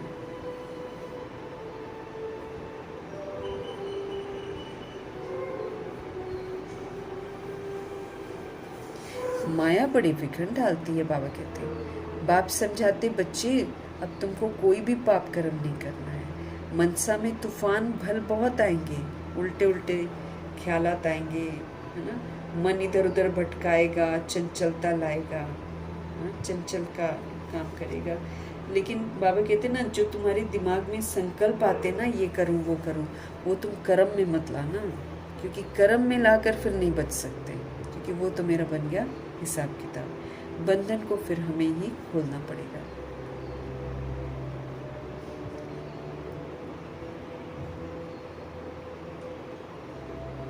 बाबा कहते जो मैं तुम्हें समझाता हूँ वो तुम भूल नहीं जाना। माया कितनी विघन डालती है। बाप समझाते बच्चे तुमको कोई भी पाप कर्म नहीं करना है। मनसा तूफान भल आएंगे, बहुत सारी थॉट्स आएंगी, अपनी परीक्षा लेनी है। हमारी कर्मेंद्रियाँ चंचल तो नहीं होती हैं, आंखें कहीं चंचल होकर उटपटांग चीज़ें तो नहीं देखती हैं। तो हमारी कर्मेंद्रियां चलायमान तो नहीं होती हैं। हम काम को जीत सकते हैं। कल बाबा ने बोला ना, किसी भी तरह की कामनाएं भी जो हैं वो भी काम विकार का हिस्सा है। तो हमको किसी भी तरह की कामना भी नहीं रखनी है कलयुग से या किसी से भी। तो हमको देखना है कि कहीं मेरी कर्म इंद्रियां जो हैं वो चंचल तो नहीं है, कहीं मुझे उल्टे काम तो नहीं करा देती हैं। हम काम को जीत सकते हैं। तुम्हारे लिए तो बहुत इजी है। हम आत्मा हैं और हम एक बाबा के बच्चे हैं। बाप से ही योग लगाना है। हम आत्मा हैं, हम एक बाप के बच्चे हैं। बाप से ही योग लगाना है। कर्मेंद्रियों में चलायमानी होना ये भी देह अभिमान है। अगर मेरी कर्म इंद्रियां चंचल होती हैं तो बाबा कहते हैं ये चंचलता क्या है, ये देह का अभिमान है। दैहिक चंचलता, दैहिक शैतानियत है।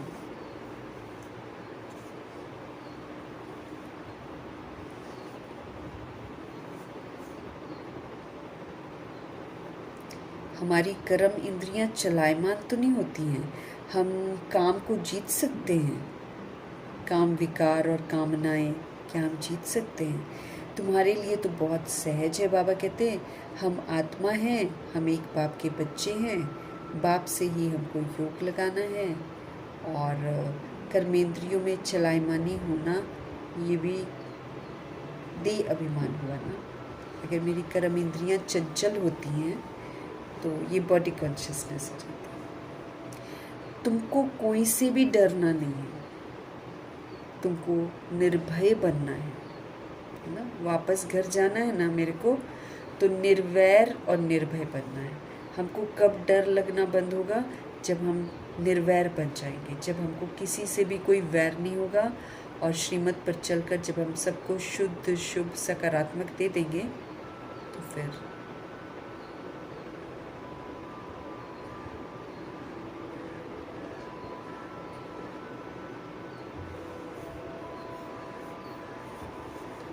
तुमको कोई से भी डरना नहीं है, निर्भय बनना है। तो जब हम सतुगुणी पाठ बजाएंगे और जब हम सतयुगी पाठ बजाएंगे, जब हम मनसा वाचा कर्मणा सेवा करेंगे, हमारा वैर खत्म होता जाएगा। और फिर किसी के साथ बंधन जो होगा वो भी टूटता जाएगा और हमको डर लगना बंद हो जाएगा। नहीं तो डर लगेगा, है ना। डर लगता है क्योंकि हमारा कार्मिक अकाउंट रह जाता है ना। इसीलिए निर्भय बनने के लिए हमको निर्वैर बनना है। किसी भी रूह के साथ वैर नहीं करना। एक के साथ भी वार होगा, मतलब एक के साथ भी हमारा वैर होगा तो फिर हमारा डर लगेगा ही लगेगा। क्योंकि वो रूह फिर डराएगी, बाद में सामने आएगी ना, फिर हमको डर लगेगा।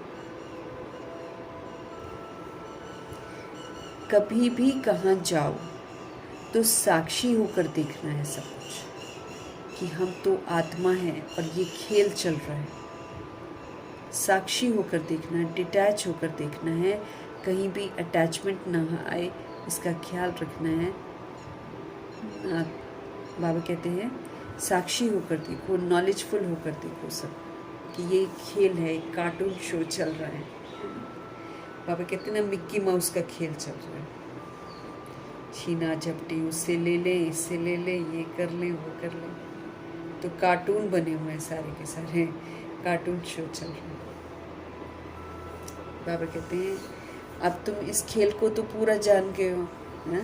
आप ये भी जान गए हो कि हम आत्मा हैं, आप ये भी जान गए हो कि हम आत्मा ही खेल खेलते हैं भिन्न भिन्न शरीर लेकर।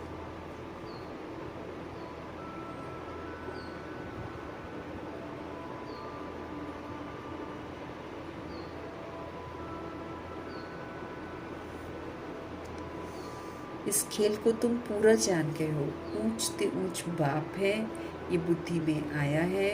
उनको बिंदी कहा जाता है। जैसे हम बिंदी हैं वैसे वो हमारे पिताजी भी बिंदी हैं। उनको बिंदी कहा जाता है। निराकारी दुनिया में निराकारी दुनिया में मूल वतन में आत्माओं का झाड़ है, उल्टा वृक्ष है ना वो। तो उल्टा वृक्ष में देखो वो एक ट्री की तरह है, एक पेड़ की तरह है। वहाँ पर भी हम सभी आत्माएं कैसे जाकर फिट होते हैं, अपने अपने सेक्शन में चले जाती हैं रूह।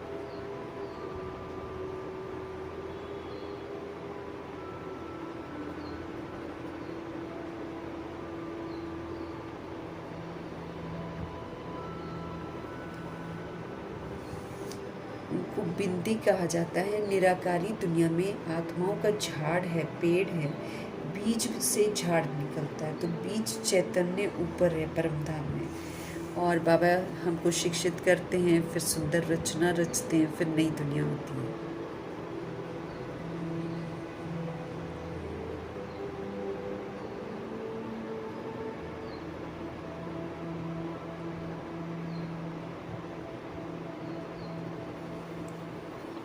तो निराकारी दुनिया में आत्माओं का झाड़ है, बीज से झाड़ निकलता है, फिर नंबरवार पत्ते आते हैं। ये भी ऐसे ही है, ऊपर से नंबरवार सोल्स जो हैं नीचे आती जाती हैं अपने अपने टाइम पर, अपनी अपनी रिकॉर्डिंग के अनुसार। जिसने सूर्यवंशी रिकॉर्डिंग की होगी वो नारायण जी के साथ आ जाएंगे, फिर बाकी लोग धीरे धीरे बाद में जैसे जैसे उनका पार्ट उनकी बुद्धि में इमर्ज होगा वैसे वैसे उसी के अनुसार वो लोग नीचे आ जाएंगे, फिर अपना पार्ट बजाएंगे। ऊपर से बाबा कहते सब नंबरवार आती हैं आत्माएं। आत्मा प्रवेश कैसे करती है, निकलती कैसे है, कोई देख ही नहीं सकता। बॉडी में कैसे आ रही है, कैसे निकल जाती है, देख नहीं सकता कोई भी, इतनी सूक्ष्म है। लेकिन देखो इतने बड़े शरीर से पाठ पूरा वही बजाती है। लड़ना झगड़ना, उल्टा सीधा काम करना, आतंक फैलाना, क्रिमिनल बन जाना, राज्य सत्ता कैसे कर रही है, धर्म सत्ता कैसे कर रही है, विज्ञान की सत्ता कैसे कर रही है, सब एक बिगड़ा हुआ स्वरूप है। कर कौन रही है? आत्मा, छोटी सी आत्मा जो शरीर में घुसते हुए और निकलते हुए दिखाई नहीं देती।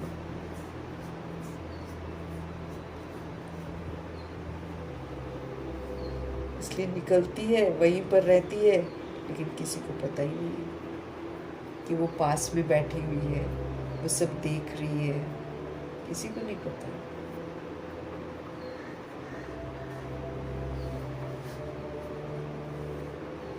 तो सारा कुछ तो आत्मा करती है। तो ये हमारी बुद्धि में आया कि ऊपर से नंबरवार आत्माएं नीचे आती हैं। आत्मा प्रवेश कैसे शरीर में करती है और कैसे शरीर से निकल जाती है, कोई भी देख ना सके। अब बाप हमको समझाते हैं तुम्हारी आत्मा पतित हो गई है, अब इसको पावन बना। बाबा बोलते ना संगम युग में हमको टाइम ही उतना मिला हुआ है बस, जिसमें हम पावन बने, आत्म अभिमानी बने और वापस घर चले।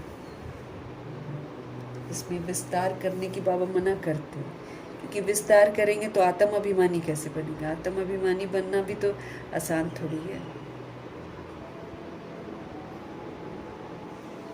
बाबा कहते हैं कोई देख ना सके आत्मा को।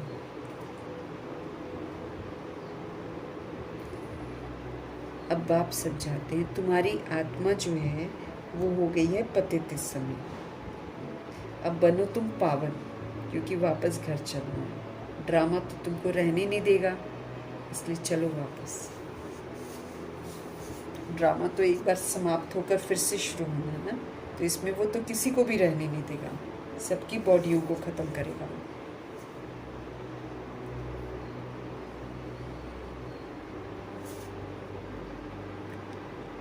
इन द्वारा बाप बैठकर हमको हर बात समझाते हैं, ब्रह्मा जी के थ्रू। बात तो कर्मेंद्रियों से करते हैं ना, आत्मा बिंदी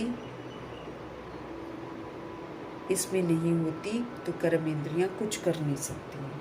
इतना बड़ा 6 फुट का बंदा होता है, अगर ये छोटी सी बिंदी जो दिखाई नहीं देती है ये निकल जाती है तो 6 फुट का बंदा नीचे गिर जाता है। जो इतने दे अहंकार में होगा कि मैं ये हूँ वो हूँ, 1 सेकंड की बात है, रूह निकली और बॉडी ढेर। तो बाबा कह रहे हैं इन द्वारा बाप बैठकर ब्रह्मा जी के द्वारा समझाते हैं। बात तो कर्म इंद्रियों से ही करते हैं, मुख से ही करते हैं बाबा। और आत्मा बिंदी इसमें नहीं होती। अगर आत्मा बिंदी इसमें नहीं होती तो कर्मेंद्रियां शरीर कुछ भी नहीं कर पाती हैं। आंखें भी बंद हो जाएंगी हैं, या खुली है तो खुली ही रह जाएंगी, मुख खुला है तो खुला ही रह जाएगा, हाथ पर वहीं पर स्थिर हो जाते हैं।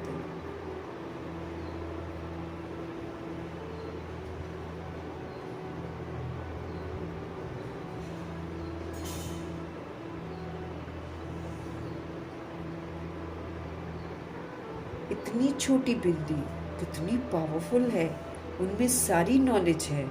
बाप ज्ञान का सागर है जो तुमको बैठ समझाते हैं। इतनी पावरफुल है, सारी के सारी ड्रामा की रिकॉर्डिंग इसके अंदर है।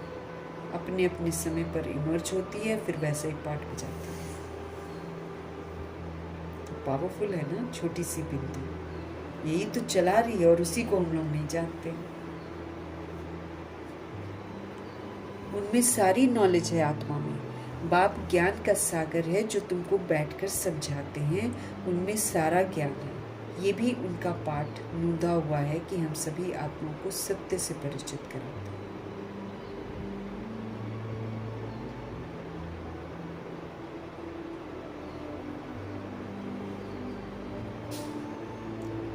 तो बाबा कह रहे हैं इसी छोटी बिंदी के अंदर दिल है, इसी के अंदर संस्कार है, इसी के अंदर मन है, इसी के अंदर बुद्धि है, इसी के अंदर चित्त है। इतनी छोटी सी के अंदर में सब कुछ है।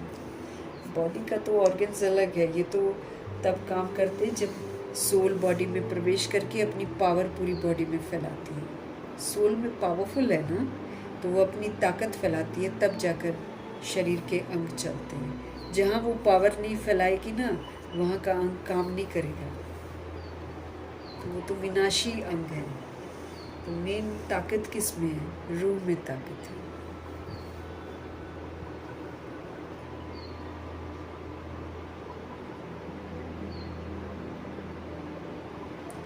बाप ज्ञान का सागर है जो तुमको बैठ समझाते हैं, उनमें सारा ज्ञान है, क्योंकि वो पुनर्जन्म रहित हैं। ये भी उनका पाठ नूंदा हुआ है। तुम्हारी आत्मा में भी 84 जन्मों का पाठ है। तुम दुख और सुख का पाठ बजाते हो। तुम दुख और सुख का पाठ बजाते हो, दुख में बहुत तकलीफ लेते हो। बाप कहते हैं मैं तो पुनर्जन्म में आता ही नहीं, तुम लेते हो 84 जन्म, मैं तो नहीं लेता हूँ। मैं आकर तुम बच्चों को सहज युक्ति जरूर बताता हूँ जिससे तुम पावन बन जाओ।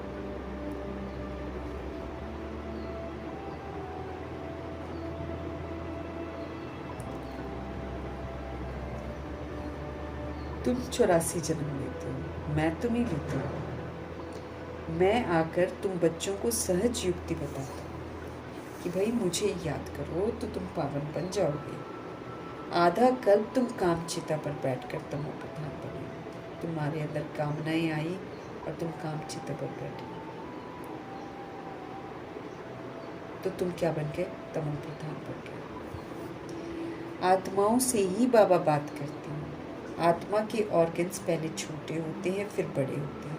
आत्मा छोटी बड़ी नहीं होती है।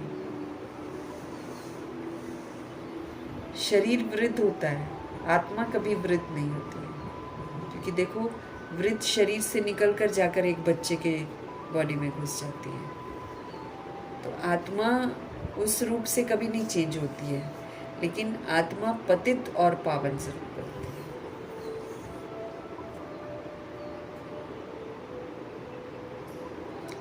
बाबा हम आत्माओं से ही बात करते हैं। आत्मा के ऑर्गन्स पहले छोटे होते हैं, फिर बड़े होते हैं। आत्मा तो छोटी बड़ी थोड़ी होती है। आत्मा ही कहती है हे पतित पावन, आओ हमको पावन बनाओ। आत्मा बाप को पुकारती है।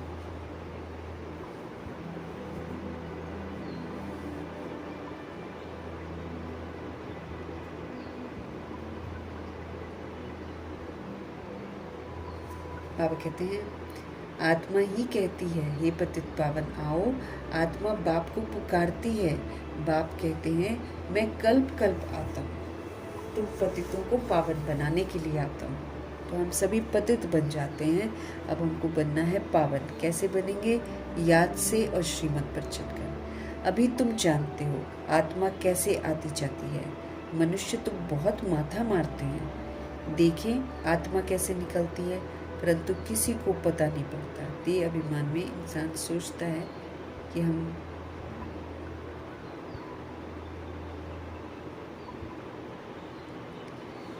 मैं कल्प कल्प आता हूँ तुम पतितों को पावन बनाने। अभी तुम जानते हो आत्मा कैसे आती जाती है।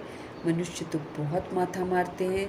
देखें आत्मा कैसे निकलती है, लेकिन किसी को भी पता नहीं पड़ता, क्योंकि ये है ही अति सूक्ष्म। छोटी सी आत्मा में कितना पाठ है। जैसे बीज में सारा ज्ञान है, वो तो बीज है बाबा कहते हैं। वो तो दुनिया वाला बीज जो पेड़ लगाते हैं, बाबा कहते हैं वो तो जड़ है। बड़ का झाड़ होता है ना, उसका बीज देखो कितना छोटा है और झाड़ देखो कितना बड़ा है। बैनियन ट्री जो है, बीज तो छोटा सा ही है, लेकिन बैनियन ट्री का कितना विस्तार है। लेकिन बाबा कहते वो तो जड़ है। उनसे झाड़ कितना बड़ा लंबा निकलता है। कलकत्ते वाला बड़ का झाड़ कईयों ने देखा होगा, जो देख कर आते हैं ना, वो बोलते बहुत दूर दूर तक चलना पड़ता है, ब्रांचेस इतनी दूर दूर हैं। देखो जो भी दुनिया में होता है उसका यादगार ज़रूर है इस सृष्टि पर, लेकिन स्थूल यादगार है। तो पूरा कल्प वृक्ष मतलब पूरा दुनिया जो है ना, 5000 वर्ष के ड्रामा में 800 करोड़ आबादी है। तो उसमें दिखाते हैं कि जो नए नए ब्रांच जो उसका फाउंडेशन है पेड़ का, कोलकाता में वो फाउंडेशन बिल्कुल जर्जरीभूत है, लेकिन उसका फैलाव जो है वो ज़बरदस्त, बहुत दूर दूर तक वो बोलते हैं ब्रांचेस फैले हुए हैं।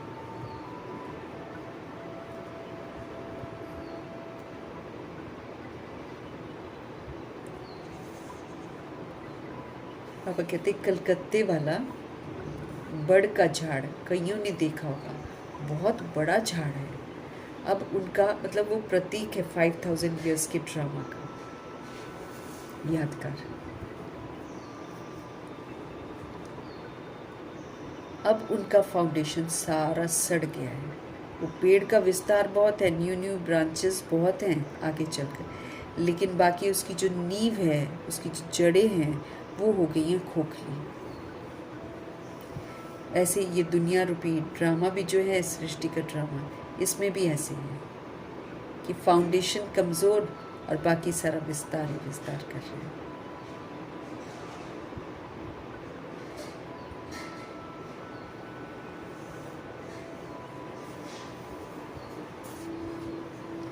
अब उनका फाउंडेशन सारा सड़ गया है, बाकी झाड़ खड़ा है, ये भी ऐसे ही है।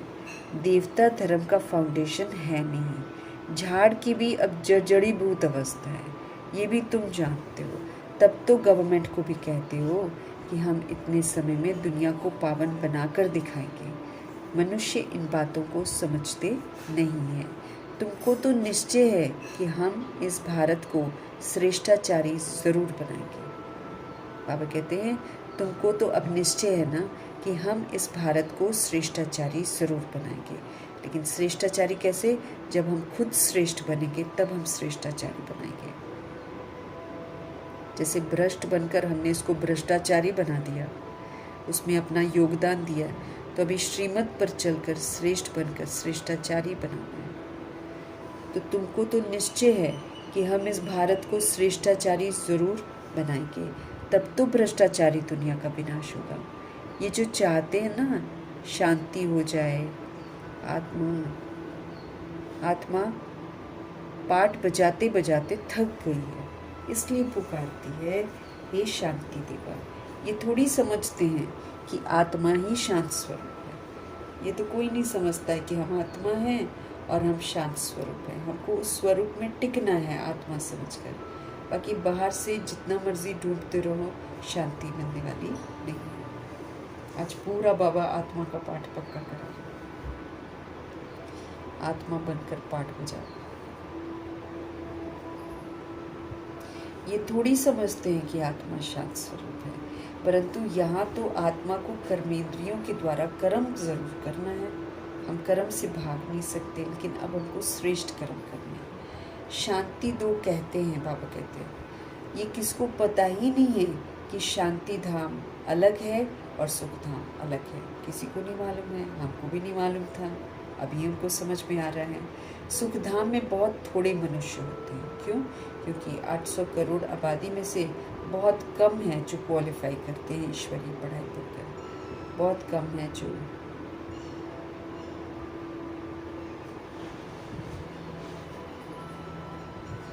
बाबा कहते हैं कि नई दुनिया सुखधाम जो है ना, उसमें बहुत कम होते हैं। क्यों? क्योंकि क्वालिफाई बहुत कम करते हैं। उसके लिए पावन तो बनना ही है, संपूर्ण पवित्र तो बनना ही है, निराकारी निरंकारी निर्विकारी तो बनना ही है।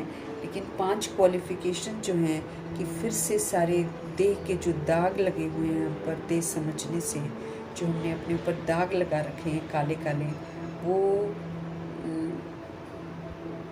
जो है धब्बे मिटाने हैं। कैसे? स्मृतियों से। स्मृति स्वरूप बनकर हमको सारे देह के दाग मिटाने हैं, तब हम बनेंगे फ्लॉलेस हीरा, मतलब जिसमें एक भी दाग नहीं। देह समझकर हमको दाग लगते हैं, तो हमको क्या बनना है? फ्लॉलेस, बेदाग हीरा। फिर हमको सारे गुण जितने बाबा सिखाते हैं, वो सारे गुणों को धारण करके फिर विश्व की सारी आत्माओं को उन गुणों का सहयोग देना, एक को भी नहीं छोड़ना है, तब कहलाएंगे सर्वगुण संपन्न। उसके लिए बहुत सारे पेपर देने हैं, क्योंकि लोग अच्छा व्यवहार नहीं करेंगे, लोग अवगुण यूज़ करेंगे, लेकिन मेरे को गुण यूज़ करना है, तब जाकर बनेंगे सर्वगुण संपन्न। फिर विकारों का हमला रोज़ होगा, लेकिन एक भी विकार नहीं यूज़ करेंगे, तब हम बनेंगे संपूर्ण निर्विकारी। बाबा जब आते हैं तो हम आत्माओं के लिए मर्यादाओं की लकीर एक ड्रॉ करके रखते हैं, और उसमें बोलते हैं कि इसी के अंदर रहना है, इससे बाहर नहीं निकलना है। बाहर निकलेंगे तो रावण उठा के ले जाएगा, अंदर रहेंगे तो सेफ रहेंगे। फिर हमको मर्यादा पुरुषोत्तम बनना है, मर्यादाओं में चलकर।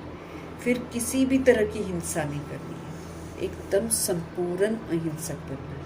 तो ज्ञान मार्ग में हिंसा ये होती है कि हम बाबा की समझ को यूज़ नहीं करते हैं, तो हम हिंसा करते भगवान के विवेक का। अच्छा, इसमें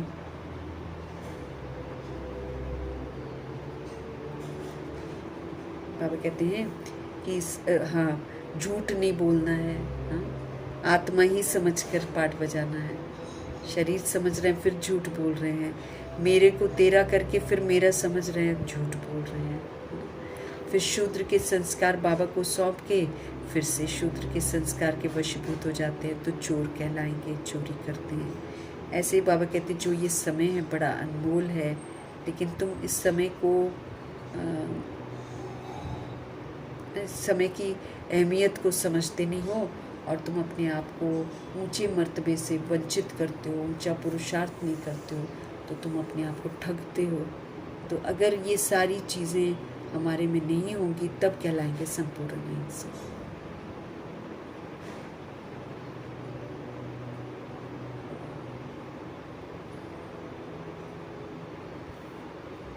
तो इस विधि से क्वालिफाई करना है, तो बहुत कम बच्चे हैं जो क्वालिफाई करते हैं, क्योंकि इतना ऑपोजिशन सब तरफ से, बुराइयाँ, बदनामियाँ, सब कुछ। लेकिन उसमें भी सतोगुनी सत्यों की पाठ बजाना, तो फिर क्वालिफाई करना, तो जो क्वालिफाई करते हैं वो फिर सुखधाम में जाते हैं। तो ऐसे क्वालिफाई करने वाले बहुत कम बच्चे होते हैं, जिसमें बाबा 108 आत्माओं को बोलते हैं, और 9 लाख प्रजा भी अच्छा क्वालिटी धारण करती है। लेकिन हाँ, फिर प्रजा वाला काम कोई ना कोई करती है, जिसके कारण वो प्रजा बनती है। लेकिन 108 जो हैं ये विजयंती माला के मणके बनते हैं। तो इसलिए अगर हम पूरे 800 करोड़ आबादी के सामने अगर हम ये 108 समझे, तो 9 लाख समझे, तो बहुत कम लोग हैं ना। इसलिए बाबा कहते हैं सुख धाम में बहुत कम जाते हैं। 108 के साथ 9 लाख आत्माएं प्रजा के रूप में उतरती हैं। 108 राजाई कराने के बनते हैं, तो कम पॉपुलेशन है ना। फिर धीरे धीरे बढ़ते बढ़ते आज मतलब त्रेता युग में 16,108 33 करोड़ हो जाते हैं, लेकिन पवित्रता से और गलत काम नहीं करते हैं, बॉडी नहीं देखते हैं। और द्वापर युग से कलयुग में आते आते 800 करोड़ हो जाते हैं, वो भी लगभग है। काउंट तो कोई दुनिया में किसी को कर नहीं सकता है। भूत प्रेतों को कहाँ से पकड़ेंगे, कहाँ से? वो भी तो आकारी शरीर में पाठ बजा रहे हैं, वो भी तो भटक रहे हैं, तंग कर रहे हैं, कुछ न कुछ तो वो भी कर रहे हैं। तो इतनी सारी रूहों को काउंट कौन करेगा? तो शुरू में बाबा कहते बहुत कम लोग आते हैं, क्योंकि बहुत कम क्वालिफाई करते हैं। वो पवित्र दुनिया है और उसमें जाने के लिए संपूर्ण पवित्र बनना पड़ता है। उसमें जाने के लिए देह के सारे नाम रूप लेबल्स को स्मृतियों से विस्मृत करना पड़ता है। अब जैसे दादियों ने शरीर छोड़ा है, ब्रह्मा जी ने तो चलो भुलवा ही दिया था, मम्मा ने भी भुला दिया था सारा कुछ अपना पुरानापन। दादियों ने तो भुला दिया ना, एंड में उनको कुछ भी कोई भी याद नहीं रहता था, अपना भी उनको कुछ याद नहीं रहता था, किसी का भी कुछ याद नहीं रहता था। मतलब नाम रूप जो बॉडी का होता है ना, उससे वो लोग विस्मृत हो गए थे। विस्मृत होकर उन्होंने शरीर छोड़ा है। ऐसे ही हमको भी करना है, या तो हम खुद विस्मृत हो जाएं मेहनत करके, या फिर हमको ड्रामा भुलवाएगा कि तुम बॉडी नहीं हो। सज़ा मिलती है ना, फिर हम अपने आप भूलते। फिर ये जो काला धब्बा हम आत्माओं के ऊपर लगा हुआ है, ये काला धब्बा उतर जाता है। अभी काला धब्बा है जो हमको बार बार भुला देता है कि हम आत्मा है, और हम फिर से अपने आप को शरीर समझ के पाठ बजाते हैं। हम सदा नहीं याद कर पाते ना कि हम आत्मा हैं, हम आत्मा हैं। इसलिए बाबा हमको बार बार पाठ पक्का करा रहे हैं कि भाई अगर सुख धाम में जाना है तो आत्म अभिमानी बन जाओ, अगर घर इज्जत से जाना है तो आत्म अभिमानी बन जाओ, नहीं तो बनाया जाएगा। बनना तो सभी को पड़ेगा बाबा कहते हैं, लेकिन वही है, फिर हम सुख धाम में नहीं जा पाएंगे, फिर त्रेता युग में पीछे जाना पड़ेगा। सुख धाम में बहुत थोड़े मनुष्य होते हैं, वो है ही पवित्र दुनिया। मेरे दिमाग से पंजाबी गुजराती हैं हम, ये बिल्कुल मिट जाना चाहिए। हम लोग लड़के हैं लड़कियां हैं, ये बिल्कुल मिट जाना चाहिए। हम जाति कोई दिमाग में है, वो बिल्कुल मिट जानी चाहिए। हिंदू मुस्लिम सिख ईसाई हैं, ये बिल्कुल मिट जाना है, क्योंकि इसमें से अगर अंश भी रह गया तो सुख धाम में एंट्री नहीं है, एंट्री ही नहीं है वहाँ पर।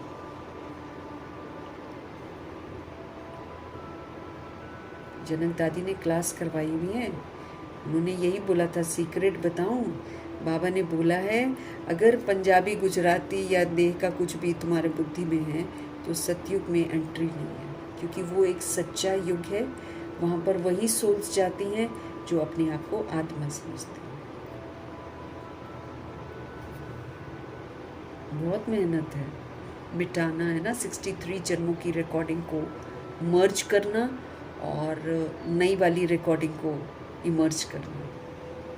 इसलिए बाबा बोलते मासी का घर थोड़ी है, मेहनत करनी है ना। बाबा कहते हैं शांति धाम अलग है, सुख धाम अलग है, किसी को मालूम ही नहीं है। सुख धाम पवित्र दुनिया है, वहाँ शांति तो कोई मांगता नहीं है, क्योंकि पवित्रता के बच्चे हैं सुख और शांति। तो जहाँ प्योरिटी है वहाँ पीस भी है, हैप्पीनेस भी है, सब कुछ है, मांगना नहीं पड़ता वहाँ पर। कर्म तो वहाँ भी करती हैं आत्माएं सतयुग में, परंतु वहाँ अशांति कभी नहीं होती है, क्योंकि वो पवित्र रहते हैं। जीवन मुक्ति धाम उसको कहा जाता है। वहाँ जीवन में रहते हैं, फैमिली में रहते हैं, लेकिन बंधन नहीं है, कोई बंदिश नहीं है। बच्चे भी अपने आप प्रकृति पालना करती है, कोई ऐसा नहीं है कि हम पाल रहे हैं या हम देख रहे हैं, प्रकृति पालना करती है। वहाँ तो रूहें पवित्र होती हैं, पवित्र रूहें पवित्र रूहों को नीचे बुला लेती हैं, नीचे आ जाती है। वहाँ पर गर्भ महल होता है, पेट की परत के नीचे सोल घुस जाती है, क्योंकि उसमें पावर होता है, और जब वो बॉडी उसका बड़ा हो जाता है, वो पेट के ऊपर आ जाती है, दासी उठा लेती है। वहाँ कोई गंदगी नहीं है। यहाँ तो बच्चे पैदा होते तो कितने गंदगी में उनको साफ करना पड़ता है। कैसे होते हैं वो लोग हम लोग कैसे कैसे जन्म लेते हैं सज़ा खाकर। 63 जन्म हम ऐसे जन्म लेते हैं गर्भ जेल में। वो जेल हो जाती है, उल्टा लटका है। क्यों उल्टे लटकते हैं? क्योंकि हम उल्टे काम करते हैं, इसलिए हमको पनिशमेंट मिलता है उल्टा लटक कर। और गर्भ महल में उल्टे नहीं लटकते हैं। गर्भ महल में तो वो जो लक्ष्मी की बॉडी होती है वो तो महल की तरह होती है अंदर, क्योंकि कोई किचड़ा नहीं है बॉडी के अंदर। उनकी बॉडी तो पूजनीय बॉडी है, एक भी गंदगी नहीं है अंदर। तो पेट के परत के नीचे गंदगी नहीं है, पूरा एकदम महल की तरह सोल वहाँ पर रहती है, कोई सज़ा नहीं है। वो खाली लक्ष्मी उसको संभालती है थोड़ा सा, बस। इतना सुंदर धाम है जीवन मुक्ति धाम, इसीलिए वहाँ पर कोई बंधन नहीं है। यहाँ विकारों के बंधन है, इसलिए ये जीवन बंद है। एक बार इंसान हमेशा सोचता है ना कि चलो हम ये करेंगे ना तो हम आज़ाद हो जाएंगे, हम वो करेंगे तो आज़ाद हो जाएंगे। बहुत सारी फीमेल सोचती हैं शादी हो जाएगी ना एकदम फ्री हो जाएंगे, स्वतंत्र हो जाएंगे। लेकिन सबसे ज़्यादा बंधन में वो बंधती है जब वो शादी करती है। तो ये जीवन ही जीवन बंद है। क्यों? क्योंकि बॉडी कॉन्शियसनेस में सब करते हैं और विकारों में जाते हैं, तो बंधन ही बंधन है। और एक बंधन नहीं, उल्टा माँ बाप के घर में तो चलो माँ बाप का है, लेकिन जब वो शादी करती है तो अनेकानेक बंधनों में बनती है। रिश्तेदारी, दिस दैट, सब बंधन ही बंधन है। तो बाबा कहते जीवन मुक्ति धाम अथवा शांति धाम दोनों अलग है। शांति धाम मेरा घर, मूल वतन, और जीवन मुक्ति धाम प्रभु जी का गिफ्ट उन बच्चों के लिए जो अभी संगम में जीवन मुक्त अवस्था में रहकर सबूत देते हैं। अब क्या है? अब बंधनों की दुनिया में रहते हुए, बंधनों के परिवार में रहते हुए निर्बंधन बनने का सबूत दें।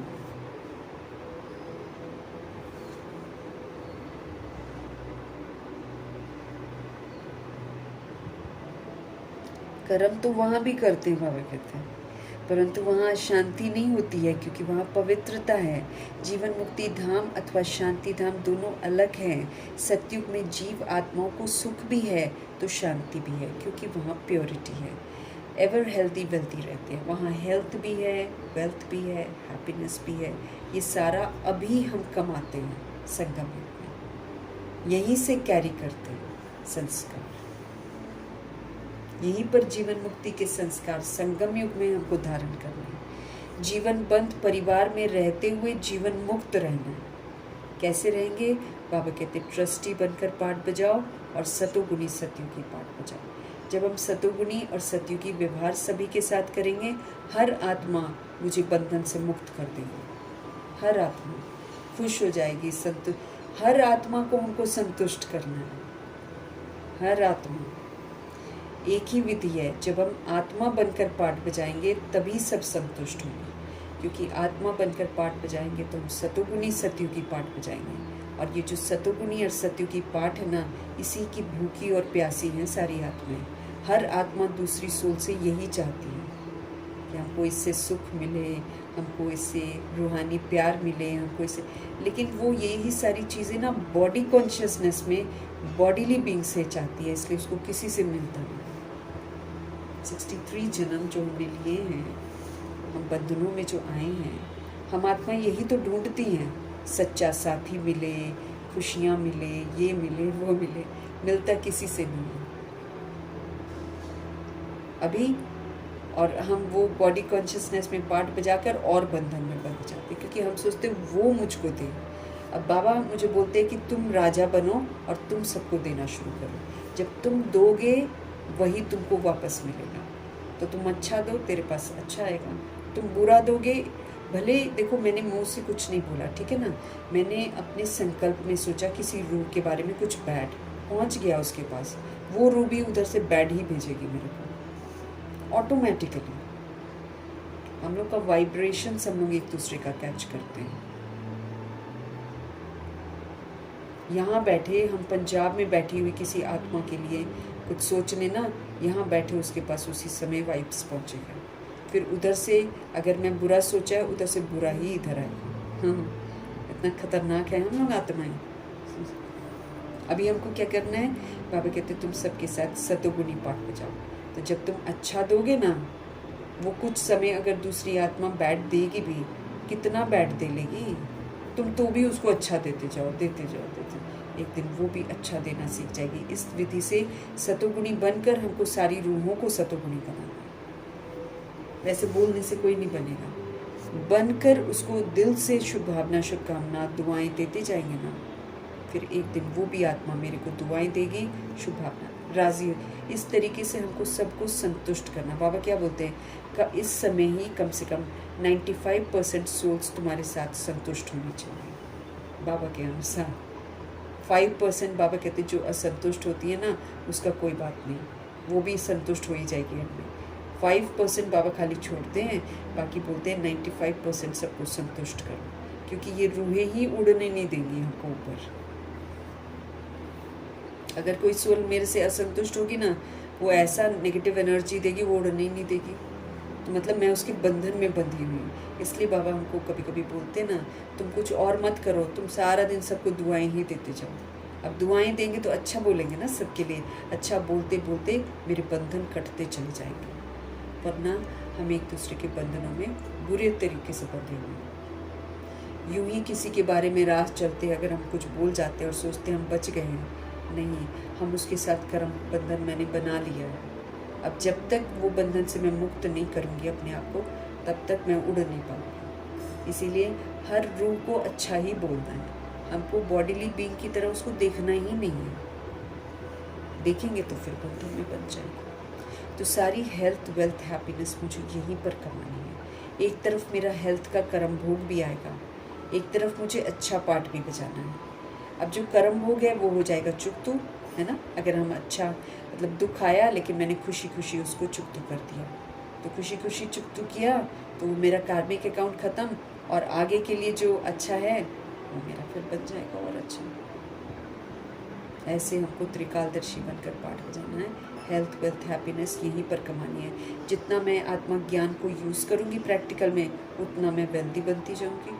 और जितना शरीर में रहते हुए कर्म भोग चुकतू करते हुए खुश रहूँगी, उतना मैं अपना हेल्थ कमा रही हूँ। और जब हेल्थ है और वेल्थ है हमारे पास, तो हैप्पीनेस तो रहेगा ही ज़िंदगी में। ऐसे करके हमको कमाना है। अभी तुम जानते हो स्वर्ग किसको कहते हैं। दुनिया में ये भी किसी को पता नहीं है कि स्वर्ग क्या है। सब सोचते हैं मर गए मतलब ऊपर चले गए और ऊपर स्वर्ग है। किसी को मालूम ही नहीं है कि भगवान स्वर्ग, भगवान जन्नत की स्थापना करते हैं, और ये एक गिफ्ट के रूप में अपने उन बच्चों को देते हैं जो सर्वगुणों से, जो सत्युग के लिए क्वालिफाई करते हैं और जो घर वापस चलने के लिए इज्जत से तैयार होते हैं। बाबा का गिफ्ट है उन लोगों के लिए, वो स्वर्ग है और इसी धरती पर होता है। तो अभी तुम जानते हो स्वर्ग किसको कहते हैं। दुनिया में ये भी किसी को पता नहीं है कि स्वर्ग क्या है। ये लक्ष्मी नारायण बच्चे हैं ना, इन बच्चों को भी सुख किसने दिया। कोई तो सुख देने वाला है ना। क्या इन्हों का फिर राज्य आने वाला है। स्वर्ग ज़रूर फिर से रिपीट होगा।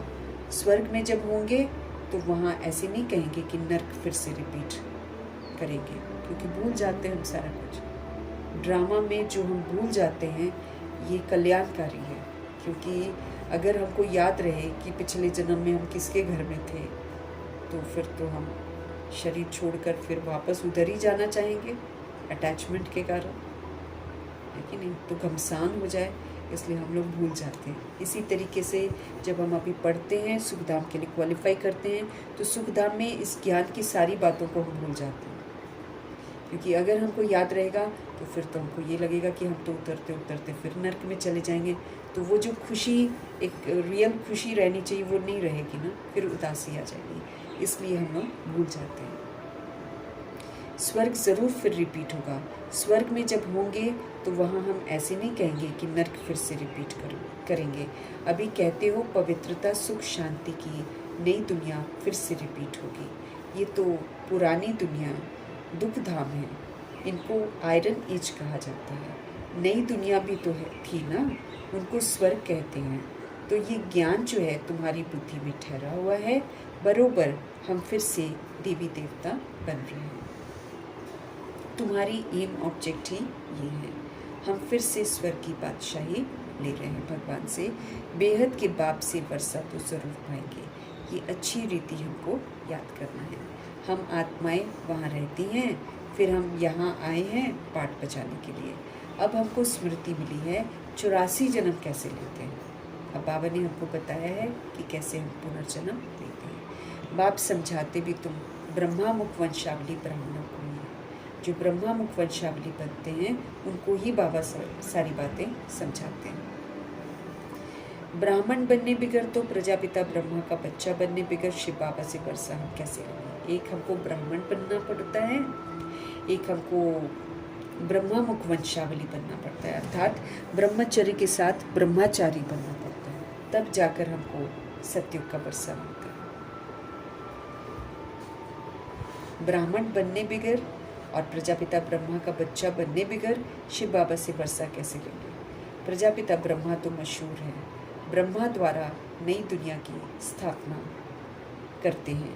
तो नई दुनिया मतलब उनको समझ देते हैं, वो समझ को धारण करते हैं तो स्थापना होती है। तो बाबा ब्रह्मा जी के थ्रू स्थापना करवाते हैं, पालना के संस्कार भी धारण करवाते हैं, और जो आसुरीपन है, बेसमझी है, उसका विनाश भी करवाते हैं। सूक्ष्म है, यहाँ पर कोई हिंसा नहीं है। अब फिर हमको भी बोलते हैं, हमको भी अपना ब्रह्मा बनना है, अपने लिए स्थापना करनी है, हमको भी विष्णु बनना है, हमको भी शंकर बनना है। ये हमको अभी समझ में आती है। तो नई दुनिया का राज्य भी जरूर उन्हीं को मिला होगा। 5000 वर्ष पहले भी ब्रह्मा द्वारा विष्णुपुरी की स्थापना की थी बाबा ने, अब फिर रिपीट होगा। उसके लिए तुम तैयारी कर रहे हो। कई बच्चे पूछते हैं ड्रामा को बड़ा माने या पुरुषार्थ को बड़ा माने। समझाया जाता है पुरुषार्थ तो ज़रूर करना है, पुरुषार्थ बिना तो प्रारब्ध नहीं मिलेगी, पूरा पुरुषार्थ करना है। कोई अच्छी रीति करते हैं तो समझाया जाता है ड्रामा अनुसार इनका पुरुषार्थ अच्छा चलता है, मर्तबा भी अच्छा पाएंगे, उनका पुरुषार्थ बहुत तीव्र चलता है, फिर चलते चलते कोई का कम मर्तबा भी हो जाता है। ब्राह्मणियाँ जानती हैं, ब्राह्मणियों के पास आने वाले भी जानते हैं फलाना बहुत अच्छा चलता है।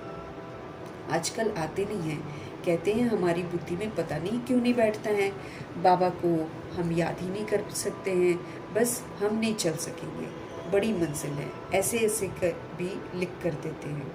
मूल बात है ही निर्विकारी बनना। यहाँ पर क्या है कि हमको विकारों को यूज़ नहीं करना है। भगवान कहते हैं एक भी विकार को यूज़ नहीं करना, विकारों को हमको छोड़ना है। बड़ा मुश्किल समझते हैं लोग विकारों को छोड़ना।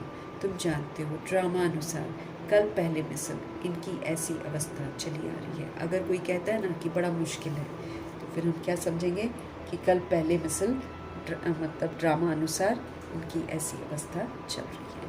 बाकी ये नहीं है कि ड्रामा पर छोड़ दें और हम बैठ जाएं, नहीं, पुरुषार्थ हमको ज़रूर करना है। अच्छा, मीठे मीठे सिकीले दे बच्चों प्रति माता पिता बाप दादा का याद प्यार और गुड मॉर्निंग। रूहानी बाप की रूहानी बच्चों को नमस्ते। हम रूहानी बच्चों की भी रूहानी बाप को दिल से, जान से, सिख से, प्रेम से, अदब से, रिस्पेक्ट से, रिगार्ड से, मोहब्बत से प्यार भरी नमस्ते और तहे दिल से धन्यवाद। धारणा के लिए मुख्य सार, इस बेहद के खेल को साक्षी होकर देखना है, डिटैच होकर देखना है, नॉलेजफुल होकर देखना है। कोई से भी मेरे को डरना नहीं है, निर्भय बनने के लिए मैं आत्मा हूँ, ये पाठ पक्का करना है। क्योंकि जब हम ये पाठ पक्का कर लेंगे, आत्मा बनकर पाठ बजाएंगे, अपने आप डर खत्म हो जाएगा। बॉडी समझकर पाठ बजाते हैं, कहीं ना कहीं मन वचन कर्म से हम दुख देते हैं, फिर हमको डर लगता है। डर लगता है, क्यों डर लगता है? क्योंकि कहीं ना कहीं बैड कर्म करते हैं। अपनी जांच करके स्वयं की परीक्षा मुझे खुद लेनी है कि कोई भी कर्मेंद्रियां कहीं मेरी चंचल तो नहीं होती हैं। काम विकार पर विजय पाई है, देही अभिमानी हम कहाँ तक बने हैं, ये चेक करना है। अपनी जांच करके अपनी परीक्षा मुझे खुद लेनी है।